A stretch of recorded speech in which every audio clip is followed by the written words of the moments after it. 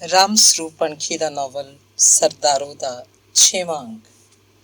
ਦੁੱਲਾ ਸਰਦਾਰੋ ਦੀ ਭਾਲ 'ਚ ਭੀਖੀ, ਅਬੋਹਰ ਤੇ ਭਾਈ ਰੂਪੇ ਹੋ ਕੇ ਜਦੋਂ ਪਿੰਡ ਮੁੜਿਆ ਸੀ ਤਾਂ ਉਹਨੇ ਖੂਹ ਦੀ ਚੌਂਕੜੀ ਉੱਤੇ ਬੰਦਿਆਂ 'ਚ ਮੈਂਗਲ ਬੈਠਾ ਦੇਖ ਕੇ ਪੱਕਾ ਅੰਦਾਜ਼ਾ ਲਾਇਆ ਸੀ ਕਿ ਉਹਨੂੰ ਮੈਂਗਲ ਨਹੀਂ ਲੈ ਕੇ ਗਿਆ।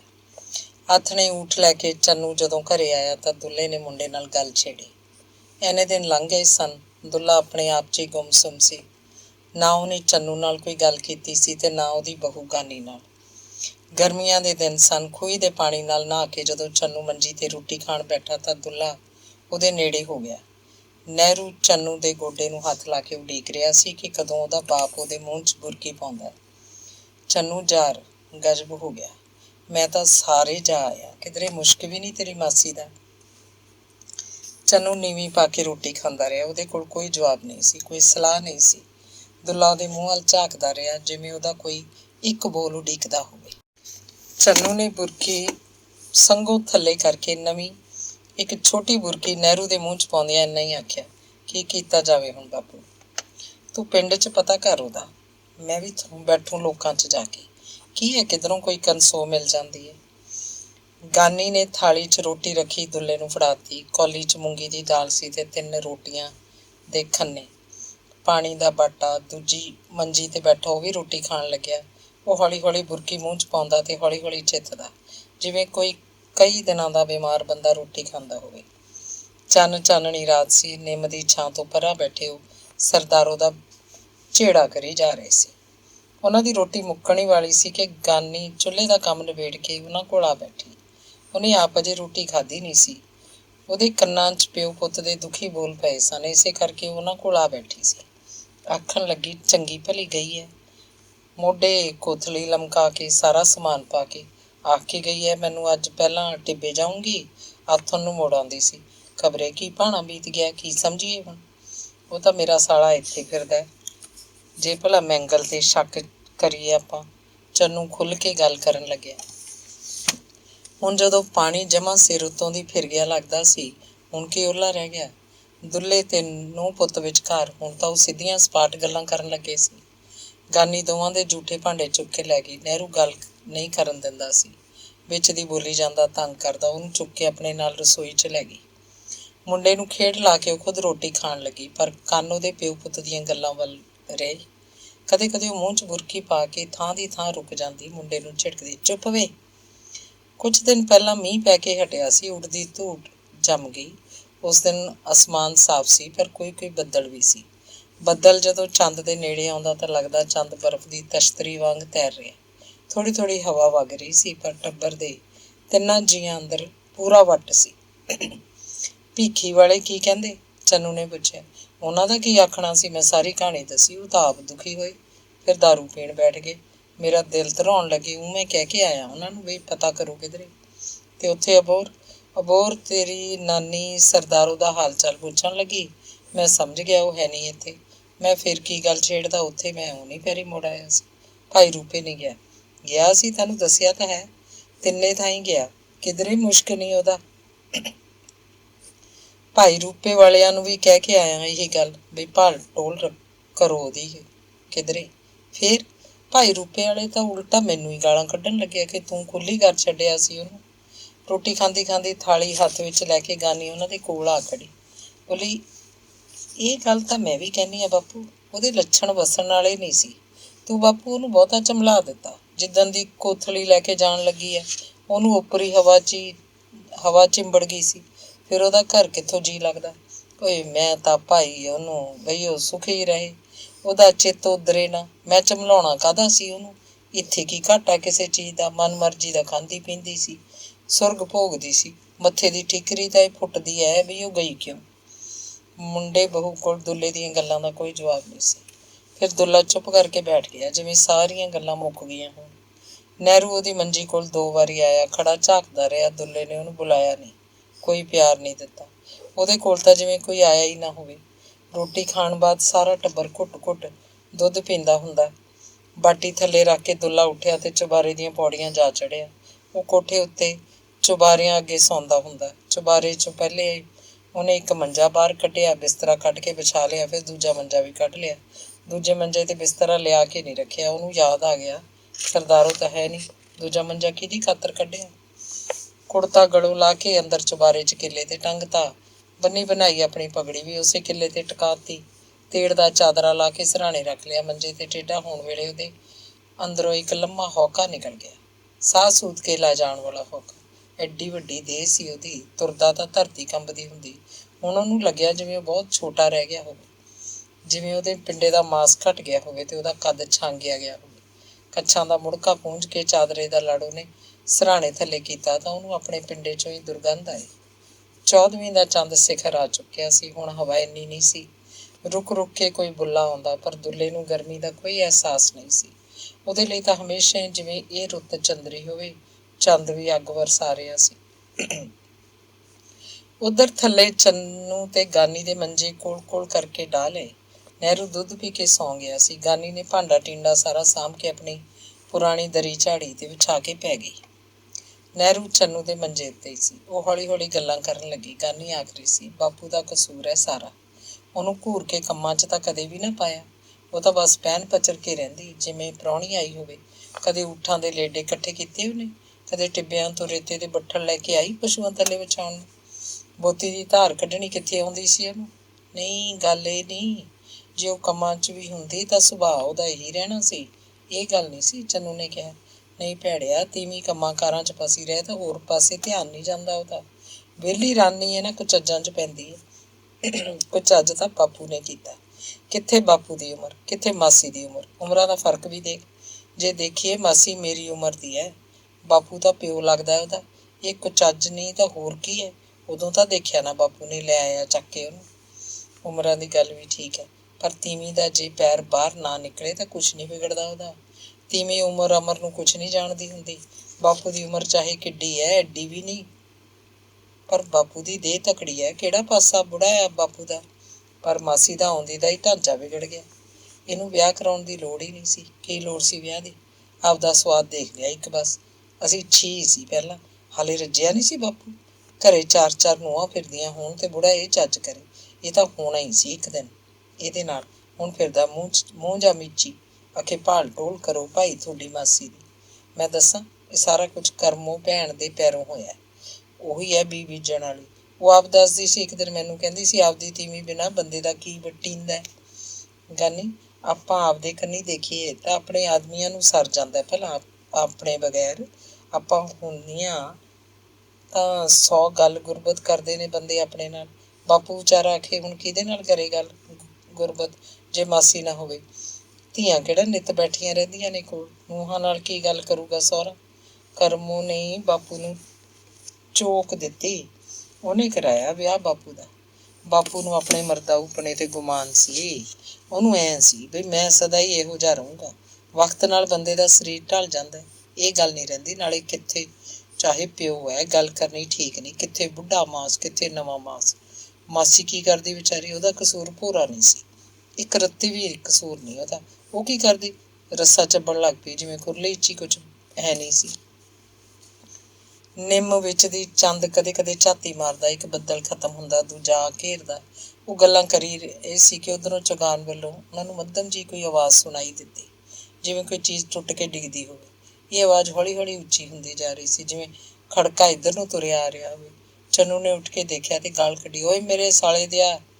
ਕਿਉਂ, ਕੀ ਹੋਇਆ? ਗਾਨੀ ਵੀ ਆਪਣੇ ਮੰਜੇ ਤੇ ਉੱਠ ਕੇ ਬੈਠ ਗਈ।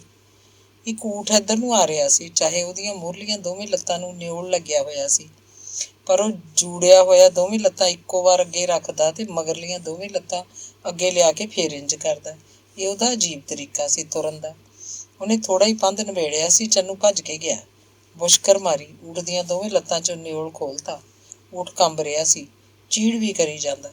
ਉਹਦੀ ਧੌਣ ਦੁਆਲੇ ਸਿਰ ਦਾ ਸਾਫਾ ਵਲੇਟ ਕੇ ਊਠ ਨੂੰ ਉਹਦੇ ਕਿੱਲੇ ਵੱਲ ਤੋਰ ਕੇ ਲੈ ਗਿਆ। ਸਾਰੇ ਊਠ ਚੰਨੂ ਵੱਲ ਝਾਕ ਰਹੇ ਸੀ, ਸਾਰੇ ਜਿਵੇਂ ਆਪਣੇ ਨਿਓਲ ਤੁੜਾਉਣੇ ਚਾਹੁੰਦੇ ਹੋਣ। ਹਿਲਦੇ ਜੁਲਦੇ ਵੀ ਸਨ। ਚੰਨੂ ਨੂੰ ਯਾਦ ਆਇਆ, ਓਏ ਸਾਲਿਓ, ਊਠਾਂ ਨੂੰ ਪਾਣੀ ਨਹੀਂ ਪਿਆਇਆ ਸੀ ਅੱਜ। ਬਾਪੂ ਦੇ ਝਗੜੇ 'ਚ ਭੁੱਲ ਹੀ ਗਏ ਤਾਂ। ਉੱਤੋਂ ਗਰਮੀ ਦਾ ਮਹੀਨਾ, ਪਸ਼ੂ ਵਿਚਾਰਾ ਬੋਲ ਤਾਂ ਸਕਦਾ ਨਹੀਂ, ਤਾਂ ਹੀ ਆਇਆ ਸੀ ਹੁਣ ਊਠ ਸਣੇ ਨਿਓਲ ਇੱਧਰ ਨੂੰ। ਚੰਨੂ ਆਪਣੇ ਆਪ ਨੂੰ ਹੀ ਬੋਲ ਕੱਢ ਰਿਹਾ ਸੀ। ਉਹਨੇ ਗਾਨੀ ਨੂੰ ਆ ਕੇ ਦੱਸਿਆ ਤੇ ਹੱਸਣ ਲੱਗਿਆ, ਕਿਹਾ, ਤੂੰ ਖੂਹ 'ਚੋਂ ਪਾਣੀ ਕੱਢ, ਚਵੱਚਾ ਭਰ ਦੇ, ਮੈਂ ਇੱਕ ਇੱਕ ਊਠ ਲੈ ਕੇ ਆਉਣਾ ਇੱਧਰ। ਸਾਰਿਆਂ ਪਸ਼ੂਆਂ ਨੇ ਰੱਜ ਕੇ ਪਾਣੀ ਪੀਤਾ। ਚੰਨੂ ਆਖੀ ਜਾ ਰਿਹਾ ਸੀ, ਲੈ ਦੇਖ, ਇਹਨਾਂ ਨੇ ਕੀ ਬੋਲ ਕੇ ਆਖ ਦੇਣਾ ਸੀ। ਪਾਣੀ ਪੀ ਕੇ ਉਹ ਸਭ ਆਰਾਮ ਨਾਲ ਖੜੇ ਸੀ। ਚੰਨੂ ਨੇ ਸਭ ਦੇ ਨਿਓਲ ਲਾਏ। ਨਿਓਲਾਂ ਦੇ ਰੱਸੇ ਉਹਨਾਂ ਦੇ ਕਿੱਲਿਆਂ ਨਾਲ ਬੰਨ੍ਹਤੇ। ਨਿਓਲ ਦਾ ਰੱਸਾ ਤੁੜਾ ਕੇ ਵਿਹੜੇ 'ਚ ਗਿਆ। ਊਠ ਹੁਣ ਮੂਤ ਦੀ ਬੋਤੀ ਦਾ ਪਿੱਠਾ ਸੁੰਘ ਰਿਹਾ ਸੀ। ਫਿਰ ਇੱਕ ਇੱਕ ਕਰਕੇ ਊਠ ਬੈਠਣ ਲੱਗੇ। ਬੈਠੇ ਬੈਠੇ ਟੇਢੇ ਹੋ ਗਏ। ਚੰਨੂ ਗਾਨੀ ਕੋਲ ਆਇਆ। ਉਹਦੀ ਅੱਖ ਲੱਗ ਚੁੱਕੀ ਸੀ ਤੇ ਫਿਰ ਚੰਨੂ ਵੀ ਸੌਣ ਦੀ ਕੋਸ਼ਿਸ਼ ਕਰਨ ਲੱਗਿਆ। ਹਵਾ 'ਚ ਊਠਾਂ ਦੇ ਲੇਡਿਆਂ ਦੇ ਮੂਤ ਦੀ ਦੁਰਗੰਧ ਘੁਲੀ ਸੀ। ਇਸ ਬਾਜੀਗਰ ਪਰਿਵਾਰ ਨੂੰ ਇਹ ਬਦਬੂ ਸੁਖਾਵੀਂ ਲੱਗਦੀ। ਚੁਬਾਰਿਆਂ ਅੱਗੇ ਪਿਆ ਦੁੱਲਾ ਅੱਧੀ ਰਾਤ ਤੱਕ ਉਸਲਵੱਟੇ ਲੈਂਦਾ ਰਿਹਾ। ਕਦੇ ਉਸ ਬਾਹੀ ਨਾਲ ਹਿੱਕ ਜੋੜਦਾ, ਕਦੇ ਉਸ ਬਾਹੀ ਨਾਲ ਸਿੱਧਾ ਪੈਂਦਾ ਤਾਂ ਉਹਦੀ ਅੱਖ ਖੁੱਲ੍ਹ ਜਾਂਦੀ। ਅੱਖ ਖੁੱਲ੍ਹੀ ਤਾਂ ਉਹ ਦੇਖਦਾ ਅਸਮਾਨ 'ਚ ਕਦੇ ਬੱਦਲ ਹੁੰਦੇ, ਕਦੇ ਨਾ ਹੁੰਦੇ। ਚੰਦ ਹੋਰ ਥੱਲੇ ਲਹਿ ਗਿਆ ਹੁੰਦਾ। ਪਹੁ ਹਾਲੇ ਪਾਟੀ ਨਹੀਂ ਸੀ ਕਿ ਉੱਠ ਕੇ ਬਹਿ ਗਿਆ। ਸਿਰਹਾਣੇ ਰੱਖੀ ਮੱਗੀ 'ਚੋਂ ਪਾਣੀ ਪੀਤਾ। ਮੱਗੀ 'ਚ ਥੋੜ੍ਹਾ ਹੀ ਪਾਣੀ ਬਚ ਗਿਆ ਸੀ। ਉਹ 2 ਵਾਰ ਉੱਠ ਕੇ ਪਹਿਲਾਂ ਵੀ ਪਾਣੀ ਪੀ ਚੁੱਕਿਆ ਸੀ। ਅੱਛ ਵੀ ਬਹੁਤ ਹੀ ਲੱਗ ਜਾਂਦੀ ਤਾਂ ਉੱਠ ਕੇ ਪਾਣੀ ਪੀਂਦਾ। ਪਰਾਂ ਖੂੰਜੇ 'ਚ ਜਾ ਕੇ ਪਰਨਾਲੇ 'ਤੇ ਪਿਸ਼ਾਬ ਕਰਦਾ। ਮੁੜ ਕੇ ਮੰਜੇ 'ਤੇ ਆਉਂਦਾ ਤਾਂ ਕੁਝ ਚੈਨ ਮਿਲਦੀ, ਪਰ ਕਿੱਥੇ ਸੀ ਚੈਨ। ਉਹ ਫੇਰ ਪਾਸੇ ਮਾਰਨ ਲੱਗਦਾ। ਸਾਰੀ ਰਾਤ ਉਹਨੂੰ ਉਖੜੀ ਉਖੜੀ ਨੀਂਦ ਆਈ। ਭੁਲੇਖੇ ਵਾਲੀ ਨੀਂਦ, ਜਿਵੇਂ ਆਈ ਹੋਵੇ ਤੇ ਨਾ ਵੀ ਆਈ ਹੋਵੇ। ਉਹ ਚੁਬਾਰੇ 'ਚ ਗਿਆ। ਕਿੱਲੇ 'ਤੇ ਟੰਗਿਆ ਢੋਲ ਥੱਲੇ ਉਤਾਰ ਲਿਆ। ਉੱਤੋਂ ਕੱਪੜਾ ਲਾਹਿਆ। ਗਰਦ ਪੈਣ ਤੋਂ ਕੱਪੜਾ ਢੋਲ 'ਤੇ ਵਲੇਟ ਕੇ ਬੰਨਿਆ ਹੋਇਆ ਸੀ। ਡੱਗਾ ਤੇ ਛਿਟੀ ਢੋਲ ਦੀਆਂ ਡੋਰਾਂ 'ਚੋਂ ਬਾਹਰ ਕੱਢੇ। ਉਹਨੇ ਉੱਥੇ ਹੀ ਛੱਲਿਆਂ ਨੂੰ ਕੱਸਣਾ ਚਾਹਿਆ, ਪਰ ਨਹੀਂ, ਉਹ ਥੱਲੇ ਜਾ ਕੇ ਡੋਰਾਂ ਕੱਸ ਲਏਗਾ। ਹਾਲੇ ਪਹੁ ਨਹੀਂ ਫਟੀ ਸੀ। ਢੋਲ ਦੀ ਆਵਾਜ਼ ਸੁਣ ਕੇ ਲੋਕ ਪਤਾ ਨਹੀਂ ਕੀ ਆਖਣਗੇ। ਕਹਿਣਗੇ ਕੀ ਹੋ ਗਿਆ ਅੱਜ ਦੁੱਲੇ ਨੂੰ, ਅੱਧੀ ਰਾਤ ਹੀ ਡਗਾ ਲਾਤਾ। ਉਹ ਹੌਲੀ ਹੌਲੀ ਪੌੜੀਆਂ ਉਤਰਿਆ। ਵਿਹੜੇ 'ਚ ਮੁੰਡਾ ਤੇ ਬਹੂ ਹਾਲੇ ਜਾਗੇ ਨਹੀਂ ਸੀ। ਉਹਨੇ ਘੰਗੂਰ ਮਾਰੀ, ਉਹ ਫੇਰ ਵੀ ਨਹੀਂ ਜਾਗੇ। ਚੌਗਾਨ 'ਚ ਜਾ ਕੇ ਉਹਨੇ ਢੋਲ ਕੱਸ ਲਿਆ। ਹੱਥ ਦੀ ਥਾਪ ਲਾਈ। ਢੋਲ ਦੀ ਕੜਕਵੀਂ ਆਵਾਜ਼ ਸੀ ਤੇ ਫਿਰ ਉਹਨੇ ਛਿਟੀ ਨਾਲ ਤਿਰੜ ਤਿਰੜ ਕੀਤਾ। ਡੱਗਾ ਲਾਇਆ। 5ਵੇਂ ਸੁਰ 'ਚ ਢੋਲ ਵੱਜਣ ਲੱਗਿਆ, ਜਿਵੇਂ ਸੂਰਜ ਨੂੰ ਵੀ ਸੁਣਿਆ ਹੋਵੇ। ਪਹੁ ਫਟਣ ਲੱਗੀ ਸੀ। ਅੰਗ 7ਵਾਂ। ਖੂਹ ਦੀ ਚੌਂਕੜੀ ਉੱਤੇ ਬੈਠੇ ਲੋਕ ਆਥਣ ਸਵੇਰ ਗੱਲਾਂ ਕਰਦੇ। ਉਹ ਭਾਈ ਦੁੱਲੇ ਦੀ ਸਰਦਾਰੂ ਨੂੰ ਕੀ ਹੋ ਗਿਆ, ਕਿੱਧਰ ਗਈ ਉਹ? ਤੈਨੂੰ ਢੋਲ ਨਹੀਂ ਸੁਣਦਾ ਹੁੰਦਾ ਦੁੱਲੇ ਦਾ? ਸੁਣਦਾ, ਨਿੱਤ ਸੁਣਦਾ। ਬਸ ਜਦੋਂ ਢੋਲ ਵਜਾਵੇ ਉਹਦਾ ਚਿੱਤ ਉਦਾਸ ਹੁੰਦਾ। ਹੁਣ ਇਸੇ ਕਰਕੇ ਢੋਲ ਗੂੰਜਦਾ ਉਹਦਾ ਵੀ ਸਰਦਾਰੂ ਹੈ ਨਹੀਂ। ਕਿੱਧਰ ਗਈ? ਖਬਰੇ ਕਿਹੜੇ ਖੂਹ ਖਾਤੇ ਜਾ ਪਈ। ਉਹ ਭਾਈ ਬਦਕਾਰ ਸੀ। ਉਹ ਅੰਦਰੋਂ ਅੰਦਰੀ ਗੱਲ ਸੁਲਗਦੀ ਰਹੀ ਹੈ। ਬੁੜੀਆਂ ਦੱਸਦੀਆਂ ਸੀ ਬਈ ਉਹ ਦੁੱਲੇ ਦੇ ਮੁੰਡੇ ਨਾਲ ਫਸੀ ਹੋਈ ਸੀ। ਅੱਛਾ, ਅਨਰਥ ਹੈ ਤਾਂ ਯਾਰ। ਹੋ ਰਹੀ ਤਾਂ ਗੱਲ ਸੀ ਵੀ ਦੁੱਲੇ ਨੇ ਮੁੰਡੇ ਨੂੰ ਫਟਾਫਟ ਵਿਆਹਿਆ ਤੇ ਤੁਰਦਾ ਕੀਤਾ। ਹੁਣ ਆ ਛੋਟਾ ਚੰਨੂ ਇਹਦੇ ਨਾਲ ਫਸ ਗਈ ਹੋਊ ਫਿਰ। ਨਾ, ਇਹ ਇਹੋ ਜਿਹਾ ਨਹੀਂ। ਇਹ ਤਾਂ ਸਰਦਾਰੂ ਨੂੰ ਜਮਾਂ ਪੁੱਤਾਂ ਵਾਂਗੂ ਹੈ। ਮੈਂ ਭਾਈ ਹੋਰ ਲੇਪਣ ਲਾਉਣਾ ਬਈ ਉਹ ਮੁੰਡਾ ਹੀ ਲੈ ਗਿਆ ਹੋਣਾ ਸਰਦਾਰੂ ਨੂੰ। ਕੀ ਨਾਂ ਸੀ ਉਹਦਾ? ਖੱਡੂ। ਹਾਂ, ਖੱਡੂ ਖੱਡੂ। ਉਹ ਤਾਂ ਵਿਆਹਤਾ ਸੀ। ਵਿਆਹ ਹੋਵੇ, 1000 ਵਾਰੀ ਵਿਆਹਿਆ ਹੋਵੇ। ਇਹ ਚੋਰੀ ਦਾ ਗੁੜ ਸਾਲਾ ਹੁੰਦਾ ਹੀ ਇੰਨਾ ਸਵਾਦ ਹੈ ਵੀ ਬੰਦਾ ਛੱਡ ਨਹੀਂ ਸਕਦਾ ਇਹਨੂੰ, ਨਾ ਤੀਵੀਂ ਛੱਡੇ। ਸੁਣਿਆ ਨਹੀਂ ਘਰ ਦੀ ਸ਼ੱਕਰ ਬੁਰੇ ਵਰਗੀ ਗੁੜ ਚੋਰੀ ਦਾ ਖਾਵੇ। ਕੀ ਕਹਿ ਸਕਦੇ ਹਾਂ ਭਾਈ, ਕੁਦਰਤ ਜਾਣਦੀ ਹੈ। ਮੈਂਗਲ ਨਾਲ ਵੀ ਗੇੜ ਸੀ ਉਹਦਾ। ਉਹ ਕਿਹੜਾ ਮੈਂਗਲ? ਧੌਕਲ ਦਾ ਛੋਟਾ ਭਾਈ ਮੈਂਗਲ। ਓਏ ਉਹ ਔਲਖ ਪੱਤੀ 'ਚੋਂ ਜਾਣਦਾ ਨਹੀਂ? ਅੱਛਾ, ਉਹ ਮੇਰਾ ਸਾਲਾ ਇੰਨੀਆਂ ਪੱਤੀਆਂ ਛੱਡ ਕੇ ਇੱਧਰ ਆਉਂਦਾ ਹੁੰਦਾ। ਹੋਰ ਇੱਥੇ ਆ ਕੇ ਬੈਠਦਾ ਆਪਣੀ ਪੱਤੀ 'ਚ ਖੂਹ 'ਤੇ ਇੱਥੇ ਹੀ। ਬੋਲੇ ਬੋਲੇ, ਮੈਂ ਵੀ ਆਖਿਆ ਇਹ ਸਾਲਾ ਇੱਥੇ ਕਿਉਂ ਬੈਠਾ ਹੁੰਦਾ ਦੂਜੇ ਗਵਾੜ ਦਾ। ਇਸੇ ਕਰਕੇ ਬੈਠਦਾ ਸੀ, ਬਾਜੀਗਰਨੀ ਦੀ ਝਾਕ ਰਹਿੰਦੀ ਸੀ ਉਹਨੂੰ। ਉਹਦਾ ਬਾਜੀਗਰਾਂ ਨਾਲ ਗੇੜ ਕਿਵੇਂ ਹੋਇਆ ਭਾਈ? ਉਹ ਵੀ ਊਠ ਰੱਖਦੇ ਨੇ। ਮੈਂਗਲ ਦਾ ਵੱਡਾ ਭਾਈ ਤਾਂ ਖੱਬੀ ਖਾਨ ਵਪਾਰੀ ਆ ਊਠਾਂ ਦਾ। ਬਸ ਊਠਾਂ ਕਰਕੇ ਇਹਨਾਂ ਦਾ ਆਉਣ ਜਾਣ ਸੀ ਇੱਕ ਦੂਜੇ ਦੇ। ਪਰ ਧੌਕਲ ਹੁਣ ਛੱਡਦਾ ਜਾਂਦਾ ਊਠਾਂ ਦਾ ਵਪਾਰ। ਇਹ ਵੀ ਛੱਡ ਗਿਆ ਦੁੱਲਾ। ਹੁਣ ਤਾਂ 2-3 ਊਠ ਉੱਠਣੀਆਂ ਨੇ ਬਸ ਇਹਨਾਂ ਕੋਲ। ਚੰਨੂ ਦੇਖਿਆ ਨਹੀਂ ਲਈ ਜਾਂਦਾ ਹੁੰਦਾ ਬੰਨੇ ਕੰਨੀ। ਕਿਉਂ ਵੀ ਮੈਂਗਲ ਇੱਥੇ ਕਿਉਂ ਆਉਂਦਾ ਸੀ? ਉਹਦੀ ਭਰਜਾਈ ਹੈਗੀ ਆ। ਭਰਜਾਈ ਲਵੇ ਨਹੀਂ ਲੱਗਣ ਦਿੰਦੀ ਹੋਣੀ, ਛੜਾ ਮਾਰਦੀ ਹੋ। ਉਹ ਬਾਜੀਗਰਾਂ ਦੇ ਆਉਣ ਲੱਗ ਪਿਆ। ਛੜਾ ਮਾਰਨ ਨੂੰ ਇਹ ਕੀ ਸੱਚੀ ਸੁੱਚੀ ਹੈ? ਉਹ ਵੀ ਤਾਂ ਨਿਕਲ ਕੇ ਆਈ ਹੈ ਕਿੱਧਰੋਂ। ਬਾਹਮਣੀ ਹੈ। ਜੱਟੀ ਤਾਂ ਉਹ ਹੈ ਹੀ ਨਹੀਂ। ਬਾਹਮਣੀ ਹੈ, ਇਸੇ ਕਰਕੇ ਸੁੱਚ ਰੱਖਦੀ ਹੈ। ਇੱਕ ਵਾਰੀ ਨਿਕਲ ਕੇ ਆ ਗਈ ਸੋ ਆ ਗਈ। ਮੁੜ ਕੇ ਧੌਂਕਲ ਤੋਂ ਬਿਨਾਂ ਕੋਈ ਹੋਰ ਬੰਦਾ ਉਹਨੇ ਨੇੜੇ ਨਹੀਂ ਲਾਇਆ। ਇਹ ਮੈਂਗਲ ਵੀ ਦੂਰ ਰੱਖਿਆ। ਤੈਨੂੰ ਕਿਵੇਂ ਪਤਾ? ਤੂੰ ਵੀ ਛੇੜੀ ਹੋਊ ਉਹ ਫਿਰ। ਛੜ ਤੂੰ ਵੀ ਖਾਧੀ ਲੱਗਦੀ ਆ। ਨਾ, ਮੈਂ ਤਾਂ ਕਿਉਂ ਛੇੜਨਾ ਸੀ ਵਿਚਾਰੀ ਨੂੰ। ਬੁੜੀਆਂ ਤੋਂ ਪਿੰਡ ਦੇ ਸਾਰੇ ਭੇਤ ਮਿਲਦੇ ਆ। ਇੱਕ ਗੱਲ ਪੱਕੀ ਜਾਣ ਲੈ ਤੂੰ, ਪਿੰਡ 'ਚ ਕਿਧਰੇ ਕੁਛ ਵੀ ਹੁੰਦਾ ਹੋਵੇ, ਬੁੜੀਆਂ ਤੋਂ ਗੁੱਝਾ ਨਹੀਂ ਰਹਿੰਦਾ। ਬਾਹਮਣੀ ਨੇ ਜਦੋਂ ਆਪਦਾ ਬਾਹਮਣ ਛੱਡਿਆ ਉਦੋਂ ਤਾਂ ਧਰਮ ਯਾਦ ਨਾ ਰਿਹਾ ਉਹਦੇ। ਹੁਣ ਧੌਂਕਲ ਦੇ ਆ ਕੇ ਧਰਮ ਪਾਲਦੀ ਹੈ, ਆਖੇ ਉੱਪਰ ਆਦਮੀ ਅੰਗ ਨਹੀਂ ਲਾਉਣਾ। ਵਾਹ ਨਹੀਂ ਤੇਰੇ ਬਾਹਮਣੀਏ, ਫਿਰ ਤਾਂ ਪੂਰੀ ਸੁੱਚ ਰੱਖਦੀ ਆ ਬਈ। ਉਹ ਹੋਰ ਦੇਖਿਆ ਨਹੀਂ ਕਦੇ। ਉਹ ਗਲ 'ਚ ਮਾਲਾ ਪਾ ਕੇ ਰੱਖੂ, ਤਿਲਕ ਲਾਉਂਦੀ ਹੈ, ਕਹਿੰਦੇ ਪੂਜਾ ਪਾਠ ਵੀ ਕਰਦੀ ਹੈ ਘਰੇ। ਫਿਰ ਤਾਂ ਪੂਰਾ ਬ੍ਰਹਮ ਰੱਖਦੀ ਹੈ ਬਾਈ। ਉਹਦਾ ਪੂਜਾ ਪਾਠ ਤਾਂ ਫਿਰ ਧੌਂਕਲ ਨੂੰ ਕੀ ਫਾਇਦਾ ਪਹੁੰਚਾਉਂਦਾ ਉਹ। ਘਰ ਦੇ ਕਿੰਨਾ ਵਧੀਆ ਪਾਇਆ ਧੌਂਕਲ ਨੇ।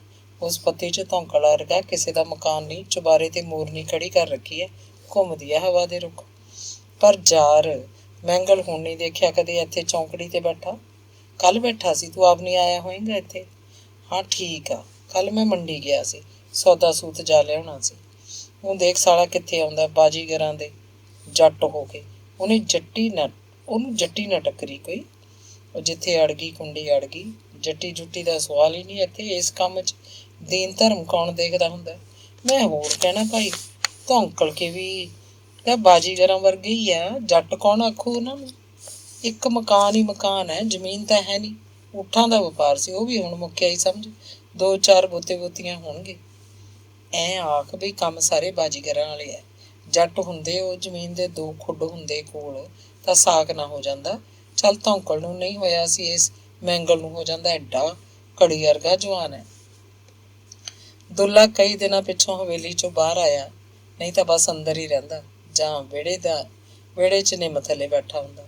ਮੰਜੇ 'ਤੇ ਲੱਤਾਂ ਲਮਕਾ ਕੇ ਬੈਠਾ, ਨਿੰਮ ਦੇ ਡੱਕੇ ਨਾਲ ਧਰਤੀ 'ਤੇ ਲਕੀਰਾਂ ਕੱਢਦਾ, ਜਾਂ ਫਿਰ ਚੁਬਾਰੇ 'ਚ ਪਿਆ ਖਜੂਰ ਦੀ ਪੱਖੀ ਝੱਲਦਾ ਰਹਿੰਦਾ। ਪੱਖੀ ਝੱਲਦਾ ਝੱਲਦਾ ਸਰਦਾਰੂ ਨਾਲ ਗੱਲਾਂ ਕਰਦਾ, ਜਿਵੇਂ ਉਹ ਉਹਦੇ ਸਾਹਮਣੇ ਬੈਠੀ ਹੋਵੇ। ਗੱਲਾਂ 'ਚ ਬਹੁਤ ਗਹਿਰਾਈ ਤੱਕ ਉਤਰ ਜਾਂਦਾ ਤਾਂ ਪੱਖੀ ਖੜ ਜਾਂਦੀ। ਪੱਖੀ ਦਾ ਉਹਨੂੰ ਕੋਈ ਸਵੇਤਾ ਨਹੀਂ ਸੀ। ਪੱਖੀ ਝੱਲਣਾ ਨਾ ਝੱਲਣਾ ਇੱਕੋ ਗੱਲ ਸੀ। ਮੁੜਕਾ ਤਾਂ ਲਗਾਤਾਰ ਆਉਂਦਾ ਰਹਿੰਦਾ। ਸਵੇਰ ਦਾ ਵੇਲਾ ਸੀ। ਸਾਹਮਣੇ ਖੂਹ ਦੀ ਚੌਂਕੜੀ 'ਤੇ 4 ਕੁ ਬੰਦੇ ਬੈਠੇ ਸੀ। ਉਸ ਦਿਨ ਉਹਨਾਂ 'ਚ ਮੈਂਗਲ ਨਹੀਂ ਸੀ। ਮੈਂਗਲ ਬੈਠਾ ਹੁੰਦਾ ਤਾਂ ਉਹਨੂੰ ਬੇਹੱਦ ਖੁਸ਼ੀ ਹੁੰਦੀ, ਤਸੱਲੀ ਮਿਲਦੀ ਕਿ ਮੈਂਗਲ ਪਿੰਡ 'ਚ ਹੀ ਹੈ। ਉਹ ਪਿੰਡ 'ਚ ਹੈ ਤਾਂ ਸਰਦਾਰੂ ਉਹਦੇ ਨਾਲ ਨਹੀਂ ਗਈ। ਖੂਹ ਦੀ ਚੌਂਕੜੀ 'ਤੇ ਬੈਠੇ ਬੰਦਿਆਂ ਵੱਲ ਬਸ ਉਹ ਇੱਕ ਪਲ ਝਾਕਿਆ, ਪੈਰ ਨਹੀਂ ਮਲਿਆ। ਉਹਨੂੰ ਲੱਗਿਆ ਉਹਦੇ ਵੱਲ ਬਹੁਤ ਭੇਤ ਭਰੀ ਨਿਗਾਹ ਨਾਲ ਚੁੱਪਚਾਪ ਝਾਕ ਰਹੇ ਹੈ। ਉਹਨਾਂ ਦੀਆਂ ਨਜ਼ਰਾਂ ਤੋਂ ਬਚ ਕੇ ਨਿਕਲ ਜਾਣਾ ਚਾਹੁੰਦਾ ਸੀ, ਪਰ ਇੱਕ ਬੰਦੇ ਨੇ ਬੋਲ ਮਾਰ ਕੇ ਜਿਵੇਂ ਉਹਦੀਆਂ ਲੱਤਾਂ ਨੂੰ ਜੂੜ ਪਾ ਲਿਆ ਹੋਵੇ। ਕਹਿੰਦਾ ਕੀ ਗੱਲ ਦੁੱਲਾ ਸਿਆਂ, ਕੋਲ ਦੀ ਲੰਘ ਚੱਲਿਆ। ਕਦੇ ਦੇਖਿਆ ਹੀ ਨਹੀਂ ਤੈਨੂੰ। ਇੱਥੇ ਹੀ ਹੁੰਨਾ, ਸੁੱਖ ਤਾਂ ਹੈ। ਹਾਂ ਸਭ ਸੁੱਖ ਆ ਭਾਈ ਸਾਹਿਬ, ਤੂੰ ਸੁਣਾ ਆਪਦੀ। ਦੁੱਲਾ ਲੁਕੋ ਰੱਖਣਾ ਚਾਹੁੰਦਾ ਸੀ। ਹੋਰ ਕਿਵੇਂ ਹੈ। ਸੰਤੋਖਾ ਉਹਦੀ ਉਮਰ ਦਾ ਸੀ। ਹਵੇਲੀ ਦੇ ਘਰਾਂ ਕੋਲ ਹੀ ਉਹਨਾਂ ਦਾ ਘਰ ਸੀ। ਉਹਨਾਂ 'ਚ ਬੋਲ ਚਾਲ ਹੈਗੀ ਸੀ। ਬਸ ਠੀਕ ਹੈ, ਸ਼ੁਕਰ ਹੈ ਰੱਬ ਦਾ, ਦੁੱਲੇ ਨੇ ਜਵਾਬ ਦਿੱਤਾ। ਪਰ ਸੰਤੋਖੇ ਨਾਲ ਅੱਖ ਨਹੀਂ ਮਿਲਾਈ। ਸੰਤੋਖਾ ਉਹਦੇ 'ਚੋਂ ਕੁਝ ਕੱਢਣਾ ਚਾਹੁੰਦਾ ਸੀ। ਸਰਦਾਰੂ ਨਹੀਂ ਦਿਸੀ ਕਦੇ, ਬੋਰ ਗਈ ਹੋਈ ਹੈ। ਹਾਂ ਬੋਰ ਹੀ ਸਮਝ, ਖਾਸੇ ਦਿਨ ਹੋ ਗਏ ਦੇਖੀ ਨਹੀਂ ਕਦੇ। ਤਾਂ ਹੀ ਮਖਿਆ ਗਰਾਂ ਕੋਈ ਗਈ ਲੱਗਦੀ ਹੈ। ਦੁੱਲਾ ਉਥੋਂ ਕਾਹਲ ਨਾਲ ਤੁਰ ਪਿਆ। ਉਹ ਸੰਤੋਖੇ ਦੇ ਹੋਰ ਸਵਾਲਾਂ ਤੋਂ ਬਚਣਾ ਚਾਹੁੰਦਾ ਸੀ। ਸਵਾਲ ਜਿਹੜੇ ਉਹਦੇ ਕਾਲਜੇ ਨੂੰ ਚੀਰ ਚੀਰ ਜਾਂਦੇ ਸੀ। ਸਵਾਲ ਜਿਹੜੇ ਉਹਦੇ ਫੱਟਾਂ 'ਤੇ ਲੂਣ ਵਾਂਗ ਭੁੱਕੇ ਜਾਂਦੇ। ਖੂਹ ਤੋਂ ਉੱਚੇ ਰਾਹ ਪੈ ਕੇ ਉਹ ਹਥਾਈ ਵੱਲ ਮੁੜ ਗਿਆ। ਹਥਾਈ ਦੇ ਪਿੱਪਲ ਥੱਲੇ ਬੰਦੇ ਬੈਠੇ ਹੋਣਗੇ। ਉੱਥੋਂ ਕੋਈ ਗੱਲ ਨਿਕਲੇਗੀ। ਉਹ ਕੁਛ ਤਾਂ ਦੱਸਣਗੇ, ਕੁਛ ਤਾਂ ਬੋਲਣਗੇ। ਦੇਖੀਏ ਕੀ ਆਖਦੇ ਆ। ਸਾਹਮਣੇ ਵਾਲੇ ਘਰਾਂ ਦੀਆਂ 3-4 ਔਰਤਾਂ ਦੁੱਲੇ ਵੱਲ ਲਗਾਤਾਰ ਝਾਕੀ ਜਾ ਰਹੀਆਂ ਸੀ। ਔਰਤਾਂ ਨੂੰ ਤਾਂ ਬਾਣ ਹੁੰਦੀ ਹੈ ਬੰਦੇ ਵੱਲ ਝਾਕਣ ਦੀ। ਜਿਸ ਬੰਦੇ ਨੂੰ ਵਰ੍ਹਿਆਂ ਤੋਂ ਜਾਣਦੀਆਂ ਹੋਣ, ਉਹਦੇ ਵੱਲ ਵੀ ਲਗਾਤਾਰ ਝਾਕੀ ਜਾਣਗੀਆਂ, ਜਿਵੇਂ ਉਹਨੂੰ ਪਹਿਲੀ ਵਾਰ ਵੇਖ ਰਹੀਆਂ ਹੋਣ। ਪਰ ਦੁੱਲੇ ਨੂੰ ਲੱਗਿਆ ਨਹੀਂ ਅੱਜ ਕੋਈ ਖਾਸ ਗੱਲ ਹੈ। ਉਹ ਜ਼ਰੂਰ ਸਰਦਾਰੂ ਬਾਰੇ ਪੁੱਛਣਗੀਆਂ। ਇਹਨਾਂ ਨੂੰ ਸਾਰਾ ਪਤਾ ਹੋਣਾ। ਉਹਨੇ ਦੂਜੇ ਬਿੰਦ ਸੋਚਿਆ, ਕੀ ਪਤਾ ਸੁਭਾਈ ਕੀ ਝਾਕਦੀਆਂ ਹੋਣ। ਪਰ ਦਾਨੋ ਬੁੜੀ ਨੇ ਪੁੱਛ ਹੀ ਲਿਆ। ਦਾਨੋ ਜਿਹੜੀ ਉਹਦੀ ਮਾਂ ਵਰਗੀ ਲੱਗਦੀ ਸੀ, ਉਹਨੂੰ ਤਾਈ ਆਖਦਾ ਸੀ। ਕਹਿਣ ਲੱਗੀ, ਕਿਉਂ ਭਾਈ ਦੁੱਲਾ, ਸਰਦਾਰੂ ਦੀ ਦੇਹ ਕੋਈ ਸੁੱਖ ਸਾਂਦ ਲੱਗਿਆ ਕੋਈ ਪਤਾ। ਉਹੀ ਗੱਲ ਇਹਨਾਂ ਬੁੜੀਆਂ ਨੂੰ ਸਭ ਪਤਾ ਸੀ। ਦੱਸਣ ਲੱਗਿਆ, ਤਾਈ ਸਾਰੇ ਜਾ ਆਏ ਆ, ਕਿਧਰੇ ਸੂਹ ਨਹੀਂ ਮਿਲੀ। ਅੱਛਾ ਭਾਈ, ਫੇਰ ਤਾਂ ਬੜੀ ਮਾੜੀ ਗੱਲ ਹੋਈ ਤੇਰੇ ਨਾਲ। ਹੋਰ ਤਾਈ ਕੀ ਕਹਿ ਸਕਦੇ ਹੋ। ਕਿਉਂ ਦੁੱਲਿਆ, ਕੋਈ ਝਗੜਾ ਝੇੜਾ ਹੋਇਆ ਸੀ ਉਸ ਦਿਨ ਜਿੱਦਣ ਗਈ ਹੈ।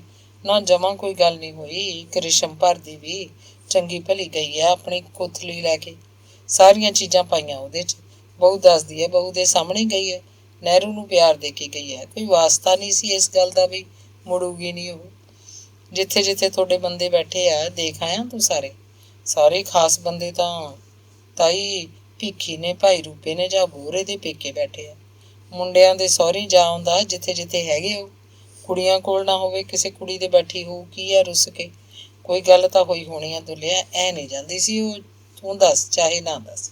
ਨਹੀਂ ਤਾਈ ਇਹ ਗੱਲ ਨਹੀਂ, ਬਸ ਉਹੀ ਨਹੀਂ ਮੁੜੀ ਉਹ। ਕੋਈ ਨਹੀਂ ਆ ਜੂਗੀ। ਦੁੱਲੇ ਨੇ ਮੱਥੇ ਦਾ ਮੁੜਕਾ ਪੂੰਝਿਆ। ਚਾਦਰੇ ਦਾ ਲੜ ਭਿੱਜ ਗਿਆ ਸੀ ਜਿਵੇਂ ਪਾਣੀ 'ਚ ਭਿਉਂਤਾ ਹੋਵੇ।